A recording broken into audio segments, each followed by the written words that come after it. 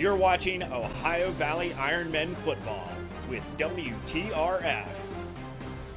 Good evening and welcome to Marshall County, where football is back and the Ironmen are back after 56 years as the Ohio Valley Ironmen and the Cincinnati Dukes are getting set to take the field here at Monarch Stadium. I'm Drake Watson along with Kevin Copley. Kevin, you get the sense that this is a pretty big deal in the community. Yes, sir. I mean, I think Marshall County and Moundsville in particular are really excited about what's going on here. You know, I think we're going to see a great show of professional football.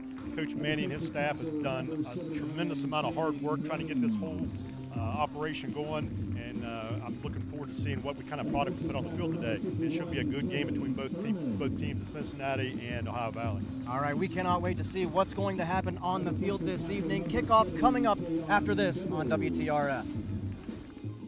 Earn big rewards on your favorite items at Convenient Food Mart. Buy 8 Monster, Reign, or NOS energy drinks and get your 9th free. Join our rewards program today and save. It's easy and, of course, convenient. For over 4 decades, the health plan is called West Virginia Home. It all started with a vision to serve our community with pride and integrity. We've grown alongside West Virginia, becoming part of its fabric. We've been here through thick and thin, supporting local families and businesses. Because at the health plan, we don't just work here, we live here. Proudly serving West Virginia since 1979. Your trusted partner in the community. The health plan, here for you. Earn big rewards on your favorite items at Convenient Food Mart. Buy 5 20-ounce Coke products and get 1 free. Join our rewards program today and save. It's easy and, of course, convenient. A hot summer day gives way to what we hope is a cool June evening as we welcome you inside Monarch Stadium in beautiful Marshall County. Again, Drake Watson along with Kevin Copley. The Cincinnati Dukes already onto the field, the Ohio Valley Ironmen making their way out as well, and we can't wait to see what's going to transpire between these two teams. Kevin, what are a few things that you're going to look for in tonight's ball game? Well, I think early on we're going to probably see some nerves from Ohio Valley because this is their first contest of the year. Cincinnati has played a couple games, so they probably have some of those nerves already settled. So I feel like we're going to see a lot of energy, a lot of excitement, and you know, the quicker that Ohio Valley kind of settles down and gets into a rhythm and it gets into a routine, I think we're going to see some really good football.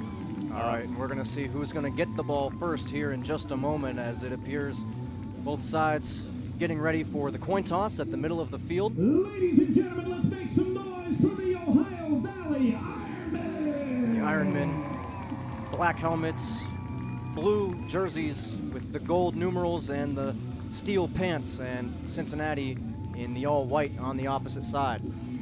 This is an exciting night for football, especially in Moundsville and Marshall County. You know, it's really a great thing that we've brought back the Ohio Valley Ironmen from all these years. You know, they're wearing their traditional uniforms that they had back in the day in the colors. It's just, I think, something that's going to be resonating within the county, and hopefully, you know, as every game goes, we get more and more fans coming out, and the support is as good as we can get it. And Coach Manny Matsakis, very experienced in many different walks of life, but the job he has done to make this the community event that it is, and we hope it will be, has been phenomenal. Yeah, he and his staff have done a tremendous job.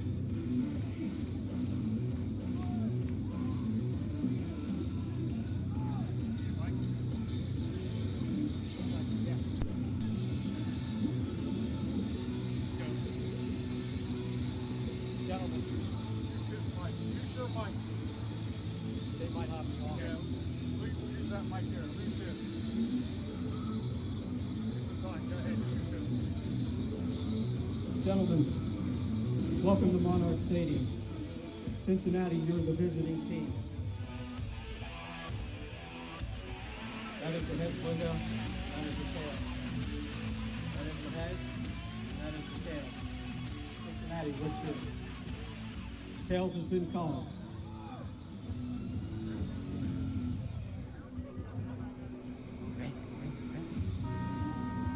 It's the heads. Ohio Valley doing the toss. On the ball. All right, can't quite tell what they said. Ohio Valley did win the toss. We're going to find out who's going to get the football first as soon as we get the signal. Ohio Valley won the toss and elected to receive. Cincinnati will be kicking from the south goal. Good luck, gentlemen. All right, so we will see Ohio Valley on offense first, and they will be led out by number 14 from the University of Charleston, Javante Howard. And Kevin, we've seen him in practice a little bit. He seems to be the real deal. Yeah, he's very athletic. He's got good speed, and he can throw a really nice ball. I'm anxious to see what he does here in the first series, to see, how he steps up into this next level of competition. For a lot of these guys, this is their first professional game, and, they're probably got a little bit of nerves. But, again, I think they're very talented, and I think Javante is a very good quarterback, and we'll see what happens in the first series. All right, kickoff coming up in just mere seconds. And Javante Howard, I think, also it's going to be crucial for him to make the right reads. A lot of zone read stuff, a lot of RPO off of it. We'll see what kind of toll that takes on the outside linebackers and the safeties that might bite up for Cincinnati's defense. Yeah, we'll see how he handles any pressure that he might get. I know Coach Manny said his front, both offensively and defensively, is his bread and butter as far as his go-tos, and making sure that they brought in some good players for that to protect him. So he should have time. And again, like you said, making the right reads and seeing how their Cincinnati secondary covers and what kind of defensive scheme they throw at him is going to be important. And we expect it to be number 11, Drake Brown, kicking off for Cincinnati. However, it looks like 26. So that's Lamont Dixon, the defensive back, handling the kicking duties, at least to start here for Cincinnati. Welcome to small professional football team. Changes on the fly. We were talking this is a little bit different than what's in the NFL. You got guys who have families and jobs, and this isn't their first, this isn't their only job for the most part. That's 100%. So Dixon has it teed up. Ironmen and Dukes. And we're underway in Moundsville. And that ball, as we were talking a lot, this is the NFL rules, that ball not reaching the 35-yard line. So we'll see what the protocol is for that. It appears as though the Ironman offense will come onto the field. Yeah, they'll get the ball at the 35-yard line because it did, 40-yard line, excuse me, because it did not make it to the landing zone, and that could be, what Cincinnati's doing. If they don't have a kicker that's traveled with them, or maybe he's injured, they may just be giving up and giving the ball in the 40. All right, Ohio Valley does start in the pistol. Once again, Javante Howard, number 14 in blue, is your quarterback, getting the nod this evening. And right away we have a whistle. It appears that'll be a false start on the Ironman offense. So like you were saying, a little bit of jitters. It's going to take a little bit for Ohio Valley to get into the rhythm of the game.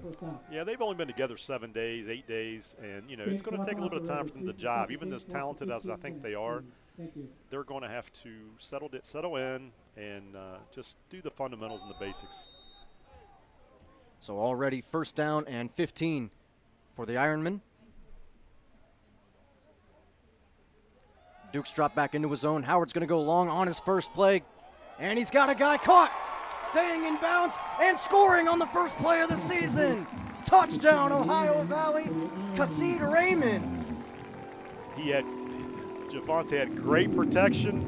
And I tell you what, we wanted to see what he could do. First play of the game, it's a touchdown. What a start. What a start to the season and to the resurrection of this football program. And that's got to make the Ironman faithful here in Marshall County just ultra pumped up to see a touchdown on the first offensive snap of this new organization. Now, defensively, I believe, if I'm not mistaken, that their cornerback fell. And I'm not sure if they got his feet tangled up or what, but the safety didn't quite get over top. They looked like they were man-free and had a little bit of a technicality trouble with the corner. So Daniel Parisi will try to knock this through. He's a very good kicker. Been watching him all week.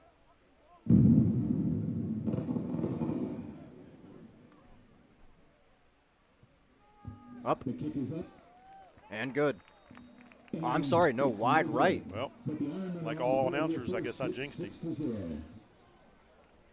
Tough angle up here, but the Ironmen off to a hot start, 6-0, and now we'll get a look at the Ironman defense as well as this Cincinnati Dukes offense, who might look a little similar to what we just saw on the previous play. They like to throw it around the yard as well. Yeah, they do like to throw it. The games that I've seen them play on film, they definitely like to throw the ball more than they like to run it. However, they had a change in quarterback that we haven't seen yet. And when I saw him play, he was playing running back. All right, now let's hear from Audrey Ferguson, who is down on the sidelines. That was amazing. A touchdown in the first 10 seconds. How did it feel to make that play? It felt great. You know, we've been working at it all week. And, you know, coach said go time, and we went go ball. That's what happened. Well, congratulations. Good job. Reporting from the sideline with WJMH Sports, I'm Audrey Ferguson. All right, good stuff, Audrey. Good to hear from Kassid Raymond, who, of course, caught the long touchdown just a moment ago of 65 yards. Now we'll see what our special teams can do, see if we can get it in the landing zone or we get another penalty. We got a little bit of a hiccup. It looks like we had 12 guys on the field. And once again, to your point, although they've had success on their first offensive series, still going to take some time and several reps, some game reps, for these guys to completely gel. Yeah, if you think about this in terms of a high school game, for example, this would be like the first scrimmage. You know, they haven't had scrimmages. They haven't had preseason games like the the NFL teams get. So this is all new for them. The kick does make it into the landing zone. Not caught, so we'll have a whistle. Pick up at the landing section. Come on, first down, Cincinnati. So Cincinnati will have it 1st and 10 at the 40-yard line. Yeah, if I understood our referee, he said it did not reach the landing zone. I thought it did. I thought it had to get past the 35, but maybe it was the 25 it had to get to. We'll learn as we go. Yes, we will. We'll try to gel throughout the season. Likewise with this Ironman squad. Again, Cincinnati already a couple of games under their belt, but it might be a new look with number 5 Mike Crawford under center this evening. Yeah, when I watched him on film, when he went to quarterback, they ran the Wildcats. So I wouldn't be shocked if we don't see a little bit of that. Cincinnati does have a tremendously large offensive line. They average about 380. And you were saying before that their offensive line is about like a small truck. Yes.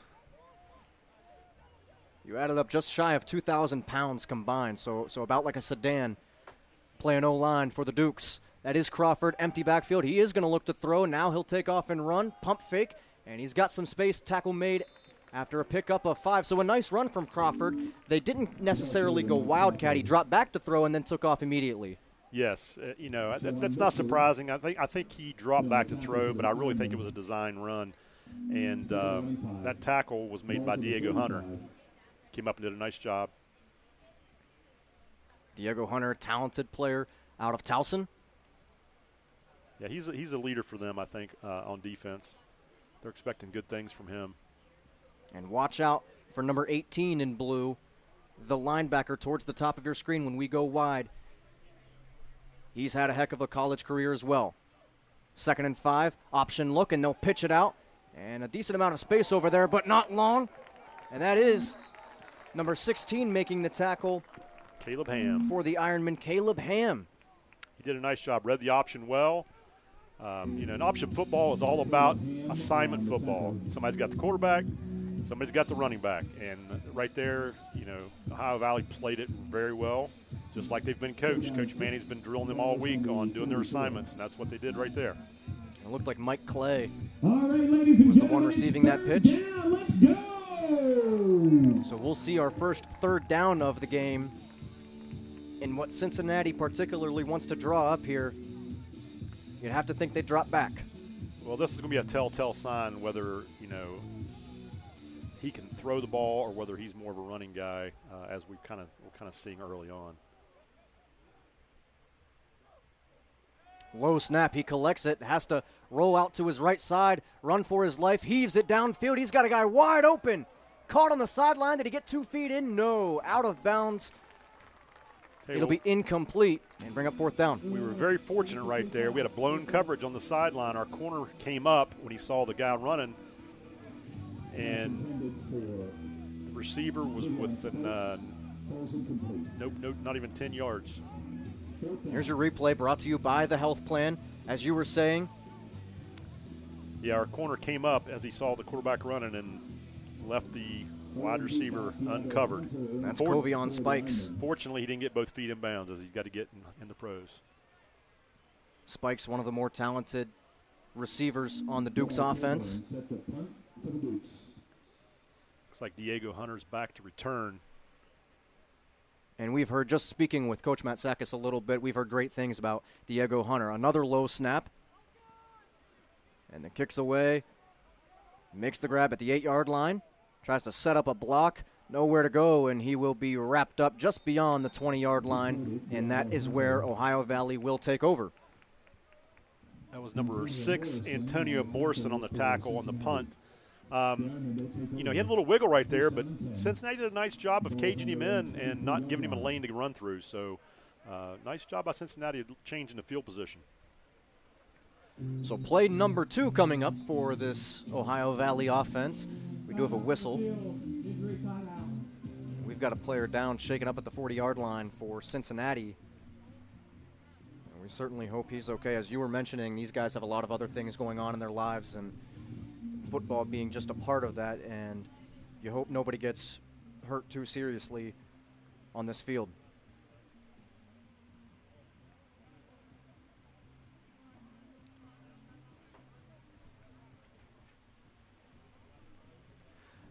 Tonight's weather forecast is brought to you by DeFelice Brothers Pizza. They have 10 Ohio Valley locations. It's more than pizza, though. Catering is available, too. As you see, our weather forecast, partly cloudy, 76, but it's a comfortable evening here in the Ohio Valley. I will reiterate that it's a beautiful evening here for a football game. Beautiful June evening. If you're not here and you're watching on TV, this is a great atmosphere. Hopefully you could get to come out to a game live. And next week, the 14th, the Ironmen will be right back here at home against the Erie Express. Yes. The Ironmen have 6 home games this year, which is outstanding. Plenty of opportunities for you to come out and support your Ironmen. And their defense, Cincinnati's defensive front is also very big. They've got some big guys up front on both sides of the ball. I know Coach Manny was really concerned about that, and hopefully they can get some movement up front. 3 receivers left for the Ironman offense on 1st and 10 from the 24. And we'll see the first carry of the game, as that's Justin Prostanak up the middle, right near the line to gain. We'll see if they give it to him. Well, you can't beat that on a first down play. I guess you could in the last series when we got a touchdown, but getting 9 yards on a rush, 2nd and short, that's where you want to be as an offense coordinator. 2nd and short, playbook's wide open here with 3 receivers to the left once again. And Prostanak, the pistol, back behind Javante Howard. Dukes show pressure from that slot corner, and we'll have another whistle. Timeout, looks like. So Cincinnati takes their first timeout of the half, with the Ironmen leading 6-0. I've been very impressed so far with the Ironmen's offense. They look, we had that little hiccup there with the offsides or the false start, but so other than that, they've, a couple plays they've ran have looked pretty good. Especially when you think about we only have a few days of practice.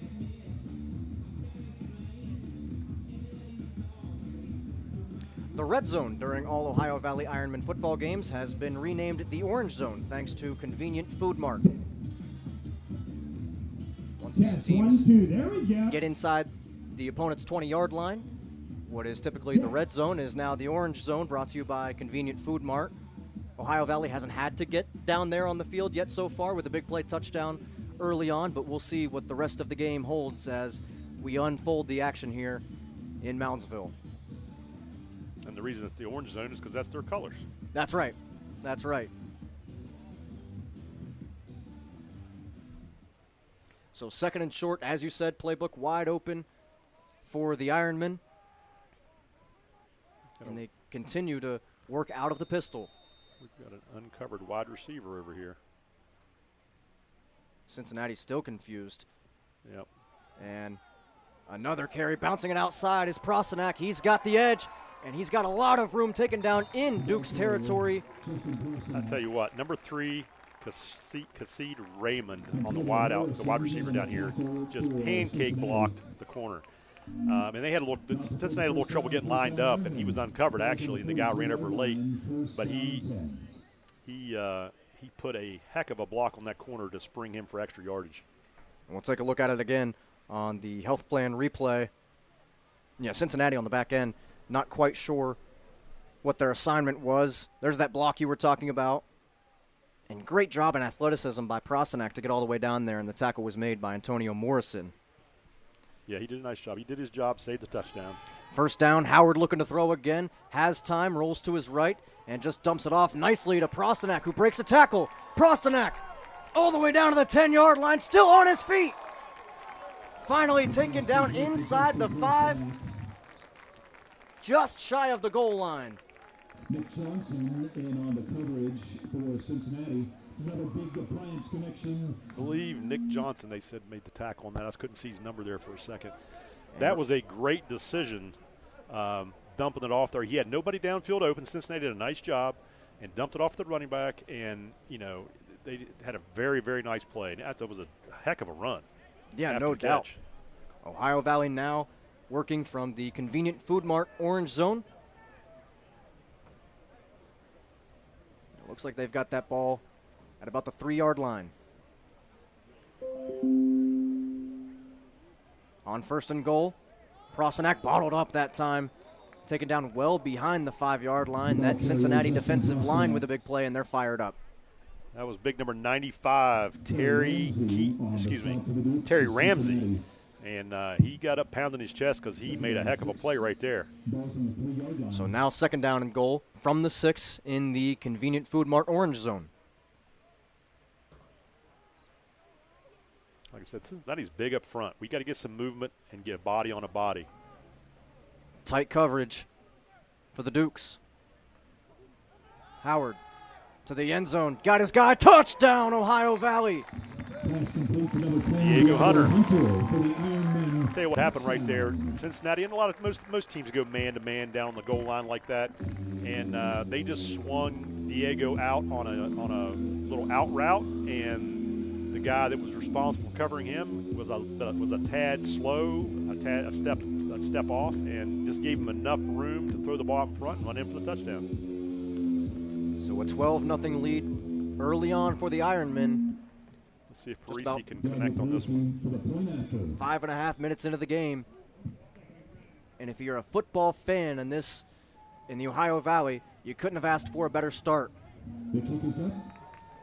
And this time the kick goes right through, and the Ironmen take a 13-0 lead. There he gets his first one under his belt. And that's another touchdown for the Ironmen. That's what we like to see. We don't like to see us not scoring extra points. Those are gimmies. It's like free throws in basketball. How's it feel getting those first couple of drives in and getting some points on the board? It feels good. But what a start. I mean, tremendous start for the Ohio Valley offense. No doubt. I think they've moved the ball at will. And it doesn't seem, as we noted earlier, it doesn't seem like they've been practicing for only a week. No, and again, Cincinnati's got a couple games under their belt. Yeah, and Cincinnati's not, I mean, they got some big guys, and they're athletic. So it's not a knock on them. And now we'll go down to Audrey Ferguson, who's on the sideline. She'll be joining us in just a moment.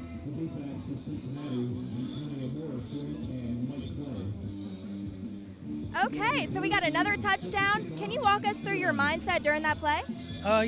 We knew they was coming out in man, and we called a play, set a few screens, pick plays, and I knew how to just use my speed to get open, and that's what we did, and we executed. Congratulations. I'm Audrey Ferguson, reporting from the sideline with WJMH Sports. All right, thank you, Audrey. This kickoff is caught inside the 10-yard line. Cincinnati going to try to run it back. Missed a key block there, and that allowed Ohio Valley to make the tackle at about the 17. Yeah, it looked like Dox Aitken was there first for the Ironmen, which puts Cincinnati back in the hole a little bit, starting the ball on about the 12. And we'll see if we can get a 3-and-out here. That's important for Ohio Valley to see what they got on defense. You know, we did a pretty good job the first series and made them punt. If they could get a quick 3-and-out here, then, you know, this game could get out of hand quick. You'll see what the thought process is from Cincinnati as far as throwing the ball, which you would imagine with the way Ohio Valley's moved the ball, they're going to have to throw it a lot more throughout the rest of this game. If they want to get some of that short stuff underneath, maybe some easy completions for Crawford, see if you can get some type of rhythm underneath of you. Yeah, I agree with you 100%. Now we got another timeout, it looks like. Timeout for Cincinnati. And they take their second.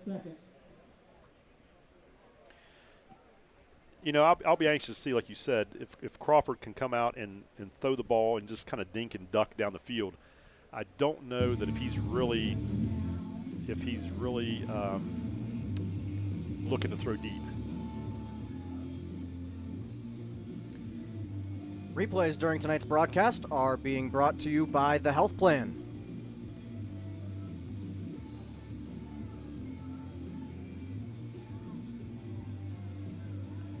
You know, Cincinnati's already used 2 of their timeouts in the first quarter. And only 5.5 minutes into it as well. That's so right. For their sake, you hope they don't need them throughout the rest of this half. And I'll be anxious to see. I don't know how deep they are and how many guys they're rotating with this group that they brought up here. But, you know, with their size, you know, the heat of the evening and as the game goes along, might test their endurance a little bit. Sure. Very big on the offensive line, as we've talked about, but when you're that big, it's a little tougher to move around, and we'll see how they'll fare in the trenches this evening against an Ohio Valley defensive line that Coach Manny Matsakis said was one of his strengths. Another low snap. Crawford has to fire it quickly. There's the quick pass like we talked about, and a nice move on the edge before he's taken out of bounds by Hunter. Couldn't quite tell who made the grab over there. It looked like it was Prince. Yeah, that's exactly what they needed to do to get started. And just get a little completion, get a 5-yard gain. Now, you know, 2nd and 5 is a lot more manageable than 2nd and 10. So, you know, that'll probably get his confidence up a little bit. And you've opened up your ability to run the football as well. Correct. With a situation that's not behind the chains. Right. Yeah, that helps out in the play calling when you're not 2nd and long. They'll go 3 receivers to the bottom of the screen. Crawford, again, wanted that quick completion, but he's under pressure, going to have to roll out to his right side. Is he fast enough to get away? Stiff arms a guy away and throws it late back over the middle, and it's caught. What a play. That was a good play by standing in there and you know, being patient and getting the ball where it needed to go. Connor Huffman was on his heels, and he was still able to get it away. And we'll take a look at the replay brought to you once again by the Health Plan. Marcus Weber, the backup running back, on the reception. And he's back there with the offensive line initially, and he works his way downfield. Yeah, we lost contain, and that gave him time to find the open receiver. We've got another timeout on the field. Couldn't hear if Cincinnati took it or if the Ironmen took it. I didn't hear that.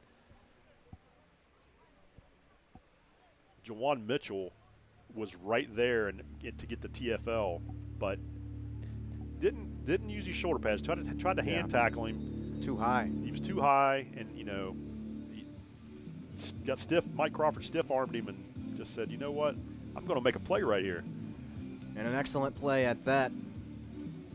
Mitchell a little too high, and the touch on that pass thrown back across your body late over the middle. Typically something you don't want to do if you're a quarterback, but it pays off there for this Cincinnati offense.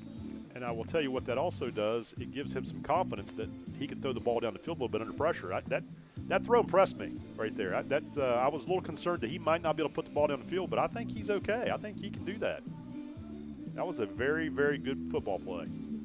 So Cincinnati's got a fresh set of downs at the 32-yard line as we work our way to halfway through this opening quarter of the season for the Ironmen and for football this summer in the Ohio Valley. Once again, low snap. They've had trouble with that. Crawford throws it downfield, this time too short, intended for what looked like his tight end or receiver, Jay Hurd, out there.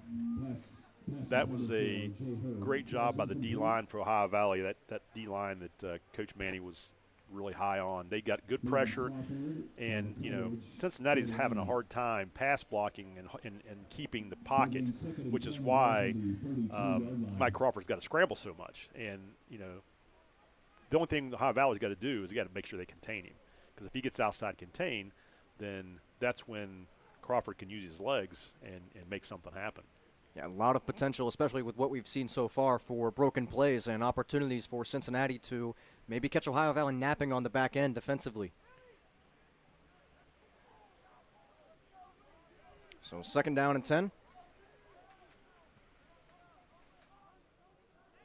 Looks like that's Hurd in the backfield. High snap this time. Way over the head of Crawford. Tries to pick it up, and he eventually does fall on it way back at about the 7-yard line. That's going to make 3rd down a little more tough, something that plagued them in their loss to the Michigan Bills. Yes, they you know, when they did some good things against the Bills when I saw them on film, and then they shot themselves in the foot with plays like that and some penalties. So, you know, they were getting something going there, and then all of a sudden, a bad snap just it really put them in a hole. I mean, 3rd and a mile is a hard play call to make as an offensive coordinator.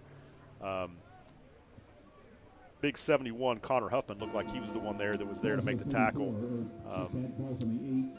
Crawford was trying to pick the ball up a couple times. Probably just should have fell on it. But he was trying to make something happen, as all players like to do. Sometimes you take your losses and you get up and you play the next play. And a little bit of an overcorrection as far as the snapping. We've seen almost every snap had been low up until that point, and then you get one super high. 3rd down and 34 for Cincinnati. Just going to do a quick screen to the right side, and that's bottled up nicely done by the Ohio Valley defense.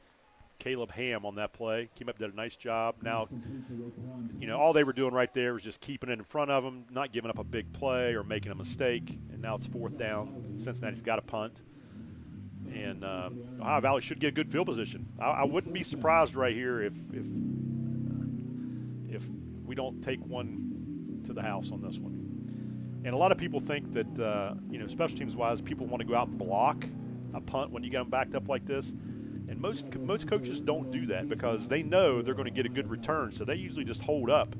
Set up the return. And set up the return because they know they're going to get good field position. There's no reason to give them a chance at roughing the punter call or something like that. So this is where you can get a really good return. And Ohio Valley doesn't look like they're trying to block it or go after it. They do attempt to set up the return. The punt goes to the left side of the field, and it will not be touched. We'll get a favorable roll to about the 49-yard line. You know this interesting fact, a punt on average will roll about 17.5 yards. Really? That's true. So if your punter can punt at 23 yards, you're still okay. If it's on the ground. All right, we'll see what Ohio Valley can do here. As you said, they have excellent field position. And Howard has thrown the ball. They've also ran the ball quite well with Justin Prostanak.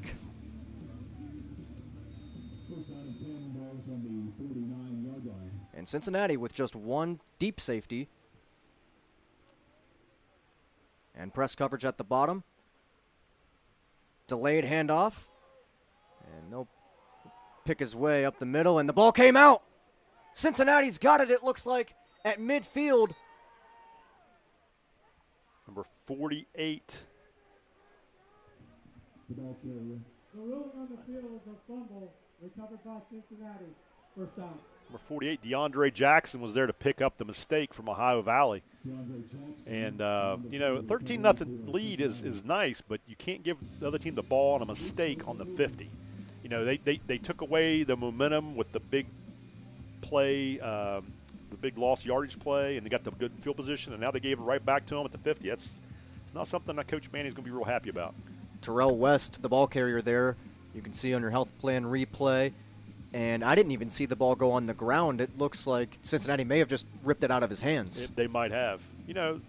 Defensively, you practice that every day. You practice strip drill and somebody coming in and holding up the running back, and then the other guy comes in and tries to pull it out. And as you climb the levels, they get better at it.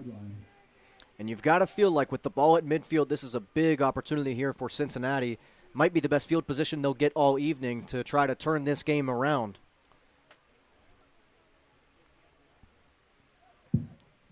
Crawford looks to throw, and he'll dump it off on the right side. Catch made.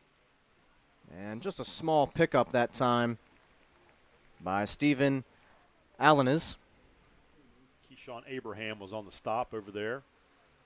Small pickup, like you said.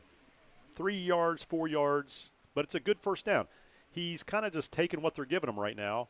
And if they can maintain that and not make mistakes, they've shown that they can move the football a little bit. And I think that's got to be one of the tougher things to teach a quarterback is to take what the defense gives him, because he's going out there, he wants to make a play, understandably so, and it can take a lot for him to kind of calm down and just take what the defense gives him. It does, but I think, again, as you go up in levels, these guys are professionals and they're coached well and they know how to be successful and what it takes and who their options are on every play. So that sets up 2nd down and 7 at the Ohio Valley 47-yard line. A little confusion on Cincinnati's part on play formation clock. or play. They get it off right before the play clock goes out, and the Ohio Valley defensive line right to the football. Kevin Thurman came in and made that stop. There was a bad snap again, and I'm not sure who. It looks like number 30, Marcus Weber, fell on it. His helmet also came off. He has to come out of the game. And we'll try to see what happened here on the health plan replay. It was just a low snap. They're having trouble with the center quarterback exchange in the shotgun. Again, 3rd, and Cincinnati's kind of shooting themselves in the foot. And Cincinnati hasn't played in a few weeks, so they've also kind of got to work through things and gel a little bit here early on in this game. Here is the replay, brought to you by the health plan, and as you said, his helmet came off, and it was a low snap that caused Ohio Valley to get back there. Yep. And big 51, Kevin Thurman, fired up as number 19, Josh Holly for Ohio Valley just delivered the lumber. Josh Holly, in on the stop for the Ironmen. He told him, welcome to professional football. Big play there, and that brings up a big 4th down for Cincinnati. 5 to go. Looks as though the offense is going to stay on the field with the way the game has gone and where you're at on the field. You feel like this is you almost have to go for it here. Well, it depends on who their punter is and how good he is. Because, it looks like they're going to go for it, but you could pin Ohio Valley down and make them go the length of the field. If you don't get this here, you're giving Ohio Valley good field position, and they've shown that they can move the ball pretty easily. 2-by-2 for the Dukes. Crawford, good snap that time, gets the pass off, and it's caught at the 35-yard line, and that will move the sticks. That was Raekwon Prince making the grab, and that's what you want to see if you're a Cincinnati fan. Yeah, Cincinnati had a nice play right there. Ohio Valley got some pressure, and Mike Crawford stood right in the pocket with the health plan replay and made the throw and made it count, got the first down.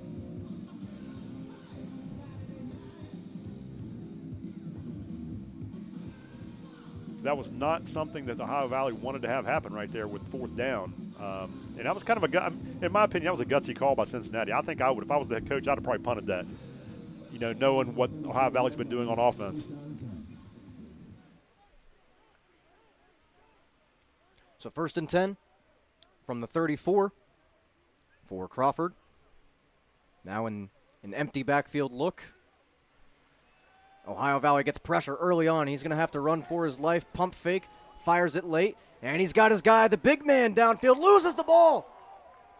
Ohio Valley's got it. Running the other way. He's going, oh, he lost it. And did they say the ball went out of bounds? I'm not sure what the call was, but that was as crazy of a play as I've seen. That was Ja'Cory Austin wearing 17, making the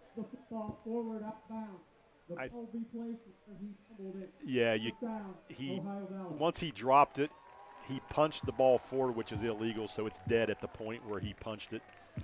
I think he was just trying to get it out of bounds. If we watch the health play and replay here, that was the play before, and that's what got Cincinnati down there. And it was a nice looking play, as we'll try to see it here.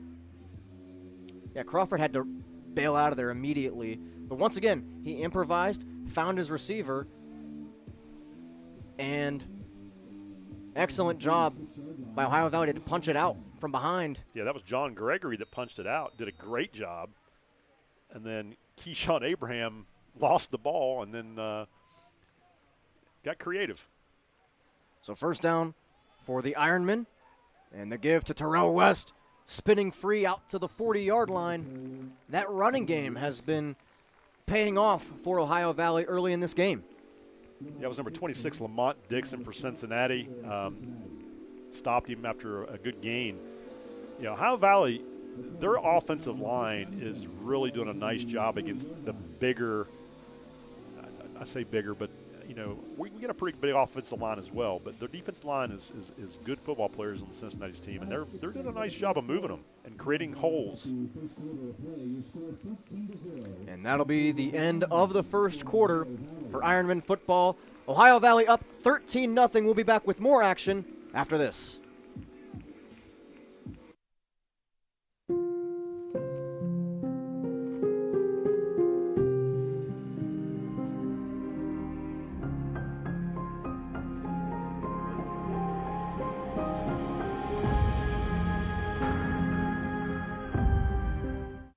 Hey, let's face it, it's just a tire.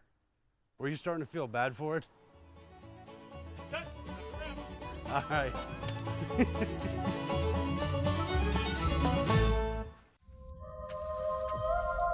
Medicine.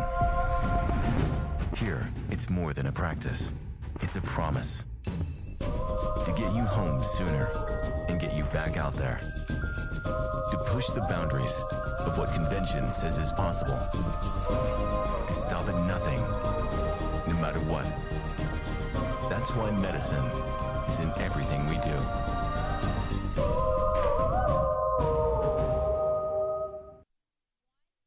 Ohio Valley Ironmen are up 13-0. Who's ready for quarter number 2? Have a 13-0 lead. Now we'll go down to WJMH sideline reporter Audrey Ferguson with more. That was an amazing fumble recovery. Good job. Thank you. What are your thoughts on the team's overall performance so far? I feel like we're performing pretty well. I feel like we have some nicks and knocks here and there, but overall I feel like we're doing pretty good. I feel like once the second half or this quarter happens, we're going to pick it up hopefully. And yeah, and just end the game out with a blowout. I would say the same. Y'all are doing amazing. Yeah. All right, thank you. Thank you. Reporting from the sideline, I'm Audrey Ferguson with WJMH Sports. That's a hard run by Michael Johnson.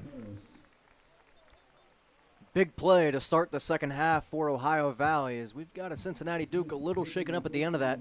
Good stuff down there from Audrey, as well as Ja'Cory Austin. We've got a penalty down on that play for the Ironmen. Offense number 6. Here's the health plan replay.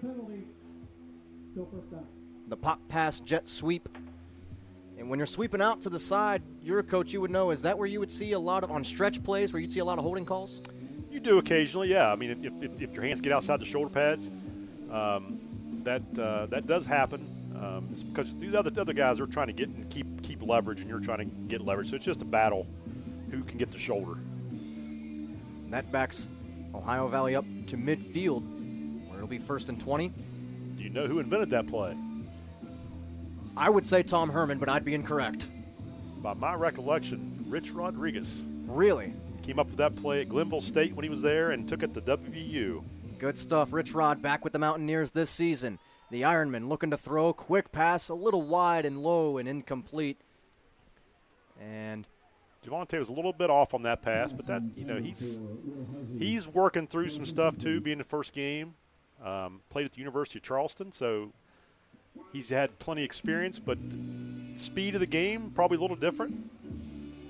And he's also trying to get used to his receivers. These guys are all new, and it's amazing, like we've talked about, it's amazing to me that after 7-8 games that, there's not been more mistakes and more, off-the-page things. No doubt about it. 2nd down and 20 now for the Ironmen. Looked like a defensive lineman may have jumped early. They don't call it, but it's a screen on the outside of Terrell West, and West dives forward. I think he's got the first down. He did. That was a great call. Cincinnati brought a little pressure. Ohio Valley blocked the screen very well. Had a couple pancake blocks as well. Move the chains. And here's the health plan replay. Nicely done on that right side. Aiden Ferguson had a heck of a block there as soon as the ball was caught. And Ferguson, I like the way he sees the field, and he's able to weave in between would-be tacklers, and an excellent dive at the end of that play, the extra effort to give him the first down at the 30. Yeah, it's a nice play, especially in that situation. Now they got great field position, and let's see if Ohio Valley can punch it in here. 2-by-2 set for Howard.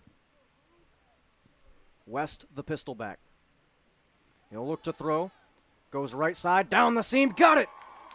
Into the end zone for an Ironman touchdown. Joseph Boykin on the play. That was a beautiful throw by Javante to Boykin, and I have a feeling we're going to see that quite a bit this year. Boykin out of Savannah State ran a great route from his slot position. And Javante Howard, excellent throw down the seam. Didn't have to throw it too high, didn't have to throw it over anybody. That zone was wide open, and he puts it right on the number 9 of Joseph Boykin, and the Ironmen up 19-0. When they're man-to-man, that's a tough pass if you let the guy get inside of you. Tough pass to defend. Oh, we got Early Cincinnati movement. jumped off 36. Lamar Taburn. Got a little excited.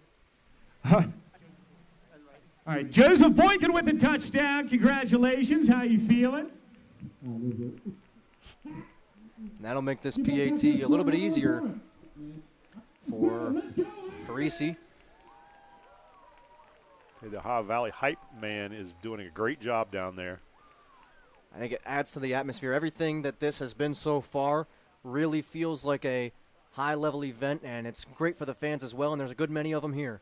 Yeah, they're doing a great job with this game, and I have a feeling as we go through the season, there's going to be some great things that they're going to be doing, and trying to make this just an amazing event. And I'm a little biased because my wife is one of the director of operations here, so I've been watching her all week. Not just this week, but for months. Her and Coach Manny have been organizing and making all this thing, and there's a lot of moving parts that they've been doing, and them and their team have done a great job getting this set up. And it's a great thing for the community, for the Ohio Valley, as we see the touchdown once again on the health plan replay. And now if you're Cincinnati, you've got to find something. You've got to find something that you can fall back on to help get your offense in rhythm. And I think, also settle down and limit the mistakes offensively and defensively, for that matter. Yeah, I mean, that's kind of their mistakes has given Ohio Valley the good field position for the most part. Ohio Valley has not really had to, even from the opening kickoff, has really not had to drive all the way the length of the field. And mistakes, that's what I saw them make on film a little bit that kind of shot them in the foot, and that's kind of what's going on here in the first half. I'm sure that they'll regroup at halftime and make some adjustments. But again, mistakes will kill you no matter how good a football team you are. Parisi has it teed up at the 35. We'll see if he can hit it into that landing zone.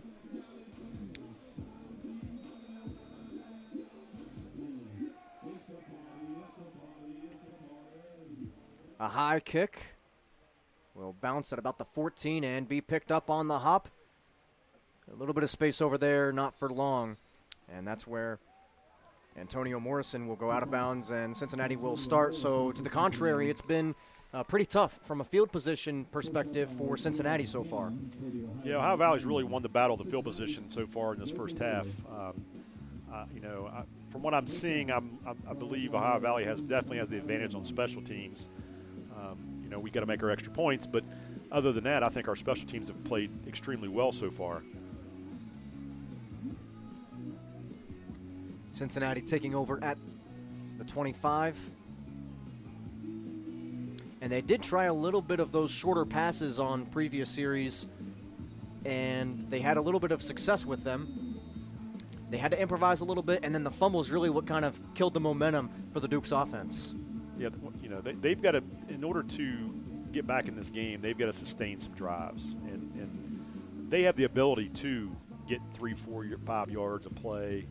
They just can't get negative yards. When you get behind the chains or you get negative plays, that just kills a drive. Empty backfield. 4 eligible receivers to the right side of the quarterback. Crawford, again under pressure, steps up, throws it deep downfield, and the receiver's knocked down. Looks like it's going to be a pass interference call on Ohio Valley all the way at the other 40-yard line, and that's big with the NFL rules and where this ball will be placed. That's on Jalen Mack. On the coverage. Defense. Number 8. Ball be placed at the spot of the foul. Automatic first down. That's a huge play for Cincinnati. And, like you said, in the pros, you get the ball at the spot. And sometimes you see guys like that they'll just throw the ball up and hope for. I'm not saying that's what they were doing, but those big plays happen when when the offense definitely has the advantage. I'm a defensive guy, but the offense definitely has an advantage like that. And if you get tripped up or get your feet tangled up, the defensive guys are always going to get that flag. But let's see what Cincinnati can do with this, because now they got really good, maybe the best field position of the night for them. Yeah, no doubt. All the way at the Ironmen 39-yard line. Once again, they'll go quads to the right side. Crawford rolls to his right, got his guy, complete, and tackle made right near the line of scrimmage on Raekwon Prince. Tackle made by Caleb Ham, come up and made a nice tackle. They went with an empty backfield that time, and like you said, he took what they gave him. Looks like they got 2 yards maybe, or did they even get a yard? I think they're going to mark him at the 39, so no gain. That was a heck of a play coming up from Ham to keep no gain on the play. Those are hard tackles to make in the open field when you're one-on-one, because the offensive guy knows where he's going. The defensive guy does not know. And the defensive guy had a little bit of help down there with the sideline being that 12th defender on the field. Well, that's what you coach your defensive guys. Use the sideline. So they'll stick with the quads on 2nd and 10. And 2 deep safeties for Ohio Valley.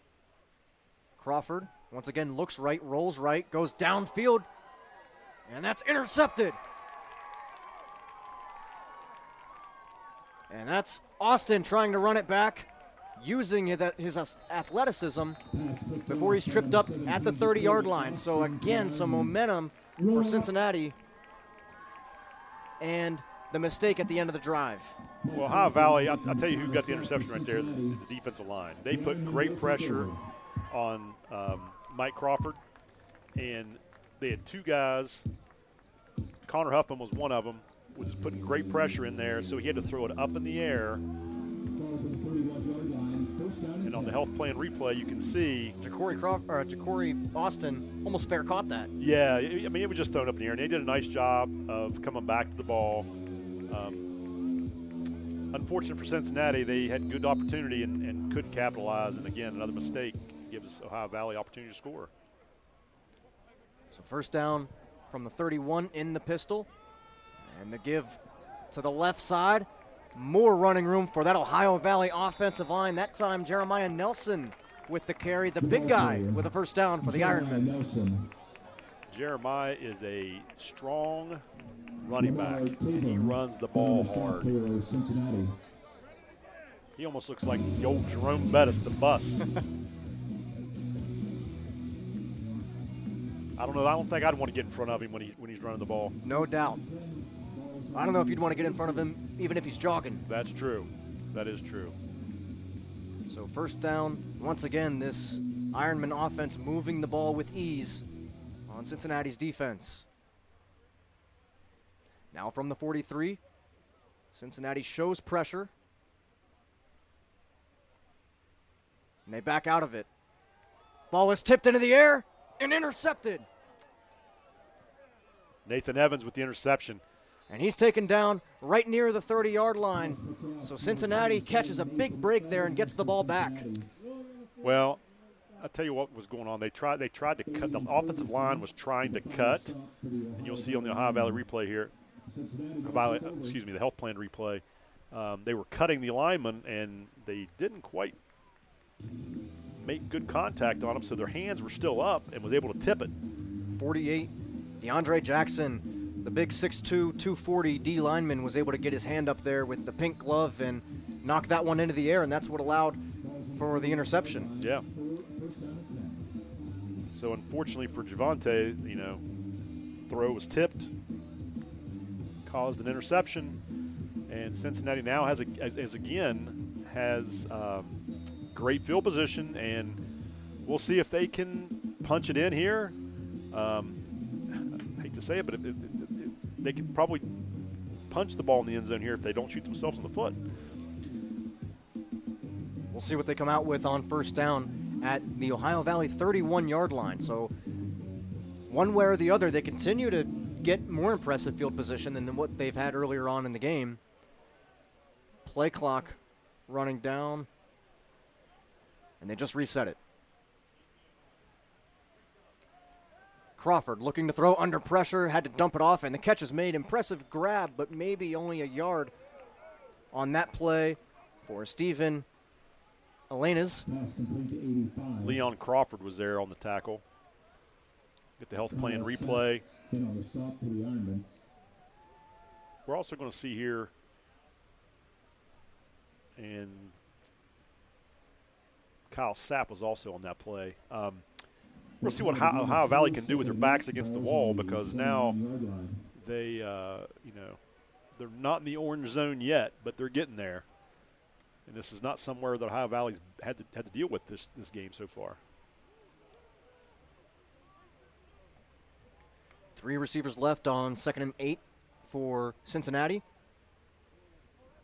Looks like a screen. They tried to set up a screen, and that ball just thrown way out of bounds downfield.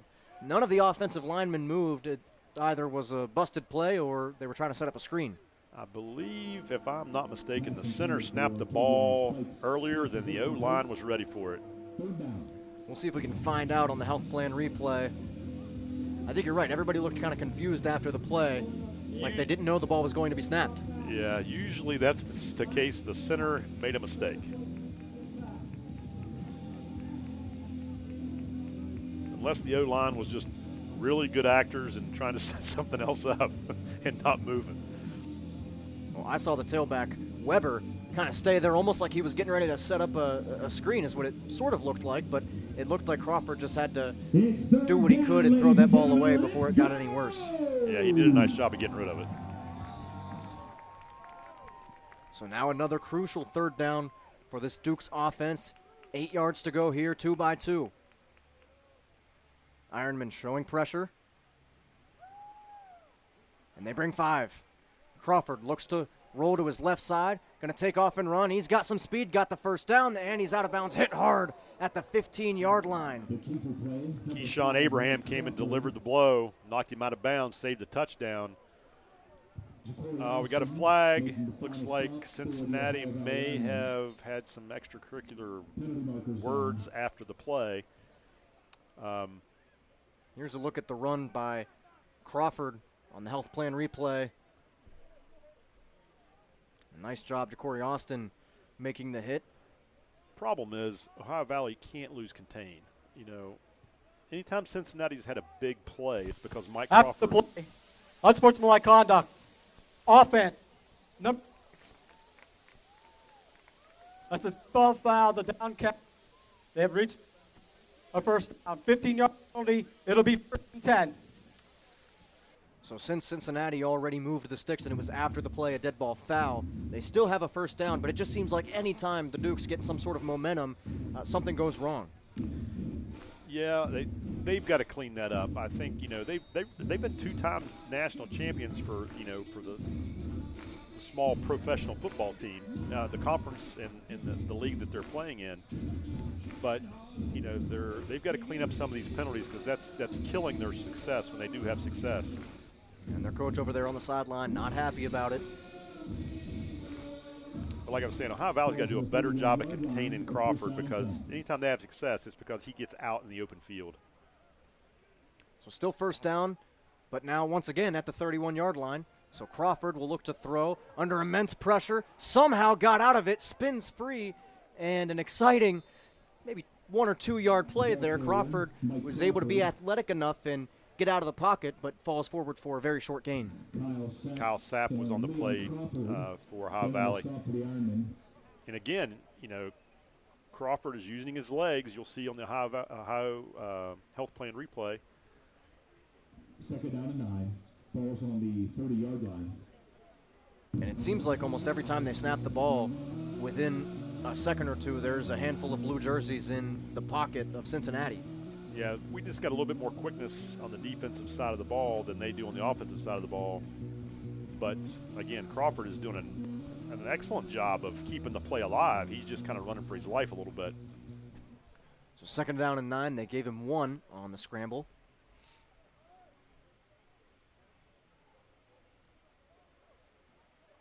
And early movement looked like Ohio Valley. Kevin Thurman looks like he got a little bit ahead of the snap count. Defense number 44 with contact. Nope. 5-yard penalty. Still 2nd down. Don't see that we have a 44, but maybe we do. I don't see a 44. There's a 44 out there, but I don't see it on the roster. My apologies for not knowing who that is. It's 2nd and 4 now for Cincinnati. He probably doesn't care since it's a bad thing. That's anyway. right. He'd probably rather us not say his name. Crawford to the left side, a quick throw too high, but somehow caught by the wide receiver, and he's spun around back to near the line of scrimmage. Mike Clay was the right place at the right time right there. Not sure. I don't think they're supposed to have 2 guys in the same vicinity, but. That's right. You don't want one defender to be able to cover both guys, but it worked out that time. And an opportunistic play on the outside by Clay. Yep, and got the first down. Now they are in the orange zone. Orange zone brought to you by Convenient Food Mart. Cincinnati moved the ball up to the Ohio Valley 19. I know Coach Manny's probably not going to be real excited about this defensive series right here. They have had a lot of mistakes. And that's the last time out used by Cincinnati of the first half with 6:04 to go. Cincinnati didn't like something they saw, I don't think, on the defensive side of the ball and want to make an adjustment. Ohio Valley Ironman football on WTRF, My Ohio Valley, and WTRF.com. Produced by WJMH Media, the student-run broadcasting service of Marshall County Schools is made possible because of the generosity of these sponsors. The Health Plan, DeFelice Brothers Pizza, and Joe's Tire. And we are excited to bring you Ohio Valley football on WTRF. I'll take a second to throw out DeFelice's Pizza, a little bone to them. They fed the Ironmen last week down at Southern States, the co-op, Marshall County Co-op, and provided a nice feast for the Ironmen that had little get-togethers for people to come out in the public to meet the players. You think they could feed us as well? That would be nice. That's good stuff. That would be nice. DeFelice Pizza. They had good pepperoni rolls and pizza, and they had a nice spread for these guys. And I'm going to tell you, I got a chance to talk with a lot of these players out in public, and Coach Manny has done an excellent job of signing some really fine young men. And, and I was talking to him about this, and I said, to come into a small community, it's important that you have good character people. And from every indication that I have from talking to these young guys, they are first class, and they're polite, yes sir, no sir. They help people carry stuff out to the parking lot. And I was very impressed. Talent aside, great people on the Ohio Valley roster. Crawford empties the backfield and throws. And is that intercepted? That was intercepted. Taken away by Caleb Ham. No, I'm sorry. That's Kyle Sapp. Yep. Sapp did an excellent job in coverage. He was right there on his shoulder.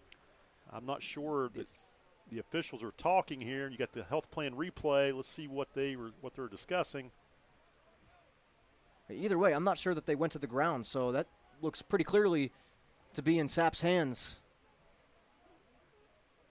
And he did go to the ground. I think they're looking to make sure he maintained possession through hitting the ground. It looks like to me they did. The defender was pushed into the quarterback. Result of plays interception. First half. Ohio Valley. So they were looking at to see if it was a pass interference or not. Or not pass interference, roughing the passer. And once again, for what feels like the 10th time in this ball game, Cincinnati gets down there. They have some success and momentum. Ohio Valley has done a nice job when they've had to, and they've had to step up. I mean, they're making some mistakes, and we talked about that at the beginning. I think they're starting to settle down a little bit. But again, these guys have been 7-8 days with each other, and they're going to make some mistakes. They're growing pains, and that's going to improve, I think. I think we'll see a tremendous improvement from those things throughout the season, because I know Coach Manny and his staff do an excellent job. And the longer they have with these guys, the better they're going to get. And your Cincinnati's coach, you got to be a little careful there. Every call that he's disagreed with, he seemed to have more than a few words for the officials. They're giving him a lot of rope to speak his mind. Yeah, you better be careful. He's going to get a 15-yarder. First down for the Ironmen at the 14. They give up the middle, and a nice run once again. Jeremiah Nelson. Jeremiah had a nice hole. The offensive line did a tremendous job there, opening up a hole. I'm going to tell you, you got to have a big hole for him to get through, because he's big. Yeah, no doubt. 235 pounds out of Kutztown. He is not slipping through a crack. Now, he might make his own hole. That's right. He remains in the game behind Javante Howard.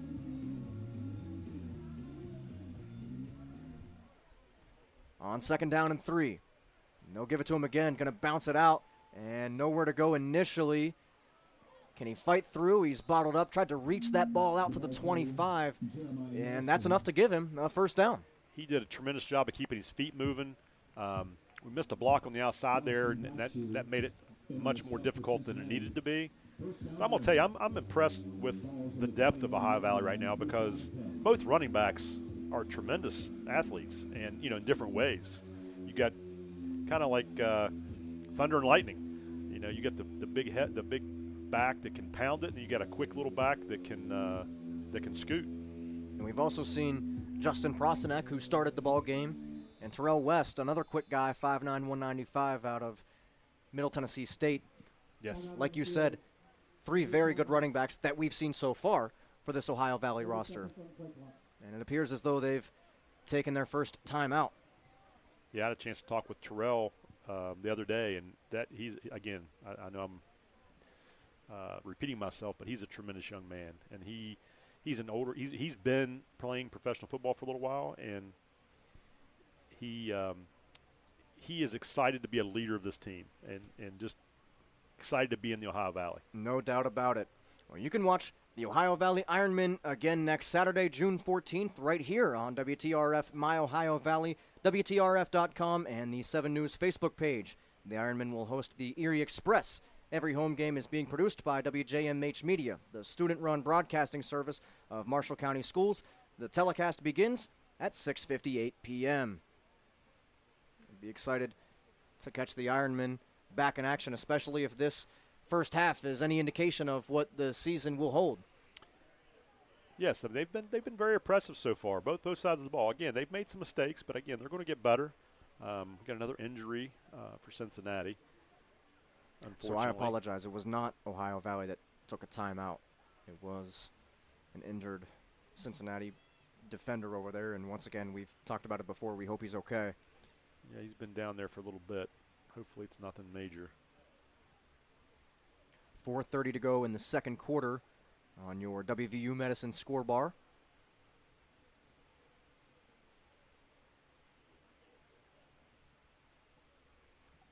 And Ohio Valley, when we get back to action, will have a 1st and 10 at the 25. As they have a 19-0 lead right now. We'll be back right after this with more Ironman football. It's wing night at the Alpha Tavern. Dig into your favorite wing flavors for just 47 cents each. Craving more? Add shrimp your way for just $4.70. Alpha Tavern in Woodsdale brings the flavor every Wednesday. Make it DeFelice Brothers Pizza today, 'cause Italy's just too far away. At DeFelice Brothers Pizza, we're more than just pizza, with a full line of catering offerings. Try our Party Round sandwich, Parmesan-crusted rosemary chicken breasts, signature Italian sausage, or meatballs. To book your next event, call DeFelice Brothers Pizza near you, or visit us at eatdefelice.com. Make it DeFelice Brothers Pizza today, 'cause Italy's just too far away. Get fired up with the Ironman Coaches Show, hosted by the Alpha. Hear straight from the coaches and players as they break down the action and gear up for game day. Tune in Saturdays at 9:30 a.m. on WTRF CBS. You won't want to miss it. Welcome back to Monarch Stadium, where the Ohio Valley Ironmen hold a 19-0 lead over the Cincinnati Dukes in their inaugural game here at Monarch Stadium. Looks like the Ohio Valley player that was injured was able to walk off on his own power, so that's great news for them and that young man. Looks like they have the dinosaur. As we will go down to Audrey Ferguson with head coach Manny Matsakis right now. So it's the opener of your season. How do you think your players are doing so far? I think considering we've had 6 practices, things are moving along nicely, and pretty excited about seeing some of our younger players make big plays. It's awesome. Do you have any specific goals for the season? Oh, I think for us it's improving every week and just putting this out on the broadcast, letting the fans see how much fun this is. Thank you so much. Okay, nice. Reporting from the sideline, I'm Audrey Ferguson with WJMH Sports. Okay, thank you, Audrey. Good stuff from head coach of the Ironmen, Manny Matsakis. Pass from Javante was just a bit long. We had a step on Cincinnati's corner, but he just had a little bit too much on that. But he throws a very nice ball, though. Yeah, I'm impressed. passer. I'm impressed with his performance so far. I think Manny would have been out of there a little sooner if that pass was caught Yeah. down the sideline. Probably would have been an Ohio Valley touchdown. Nonetheless, 2nd and 10 from the 25 for Howard and company. And this time he'll give it off. That's Nelson again on the left side. And he bounces it outside. A nice stiff arm out past the 40-yard line for another Ohio Valley first down. Number 6, Antonio Morrison on the stop for Cincinnati. Again, I don't think they want to get in his way any way we do, any more than we would want to get in his way. He is a load coming through there. Another look at it on your health plan replay.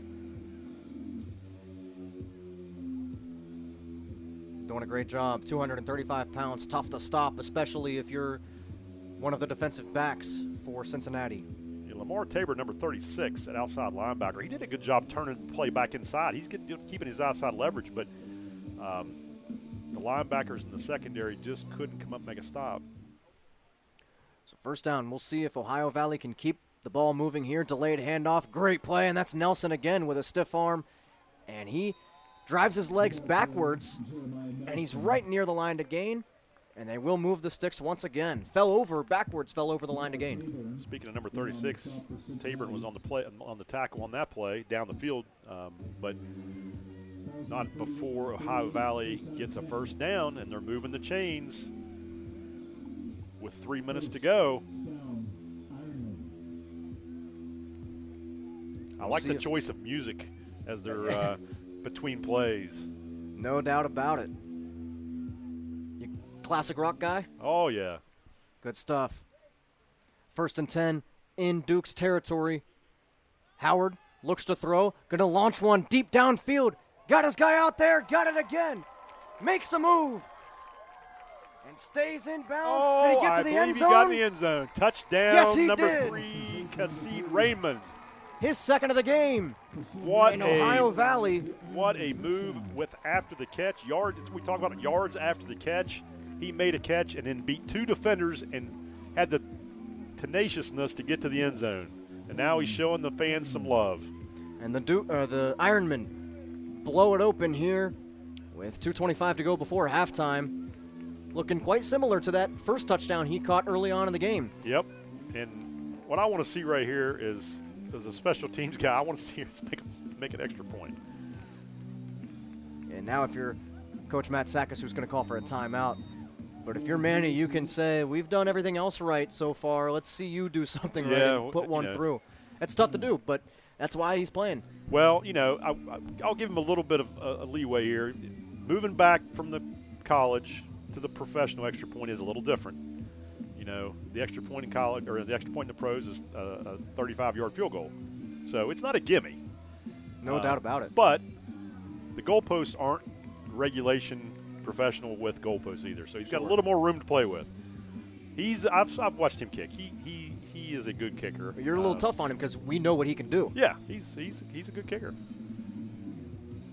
And this is his first game too. So hopefully he'll shake off the rust and get some confidence. And the thing with kicking, it's a lot about confidence. I've always loved and been interested by the relationships between coaches and kickers. Well, as a coach and as a former special teams guy, it is different. Kick is up. And it's good. Snuck it in by the right goalpost, and the Ironmen go up 26-0. Well, I was glad to see him knock that through. It was a beautiful kick, and hopefully that'll give him a little bit of confidence and be able to knock a few more down tonight. Here's the touchdown just a moment ago on your health plan replay. I mean, that move right there where he kept both feet in bounds. Yeah, he put the brakes on and made it to the end zone. And Chris Burry, who was a tight end at Notre Dame, came down there and he was looking for somebody to hit and didn't have to hit anybody. All he had to do was celebrate. Because he did it all himself. But he was there ready if he needed to.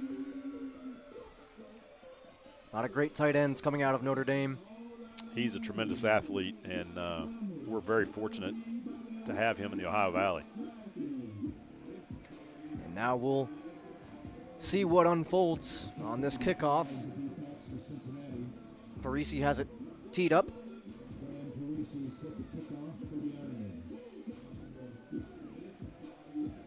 And we'll see if he can get it into the landing zone. Now we'll go down once again to WJMH reporter Audrey Ferguson. This is your second touchdown of the game. How are you feeling? Feeling great, man. Coach just put me in good situations, and I'm executing. Well, that sounds amazing. Is there anyone out there that's helped you get to where you are today? Yes, Coach Quake, Coach Evans. Man, they're great guys. That's great to hear. How many more do you think you're going to get tonight? Hey, probably like 3 more. I'm feeling it. I'll hold you to it. Thank you. Reporting from the sideline, I'm Audrey Ferguson with WJMH Sports. All right, good stuff, Audrey. I like the confidence. Great stuff from Kasid Raymond, the 6'2 receiver out of Mansfield.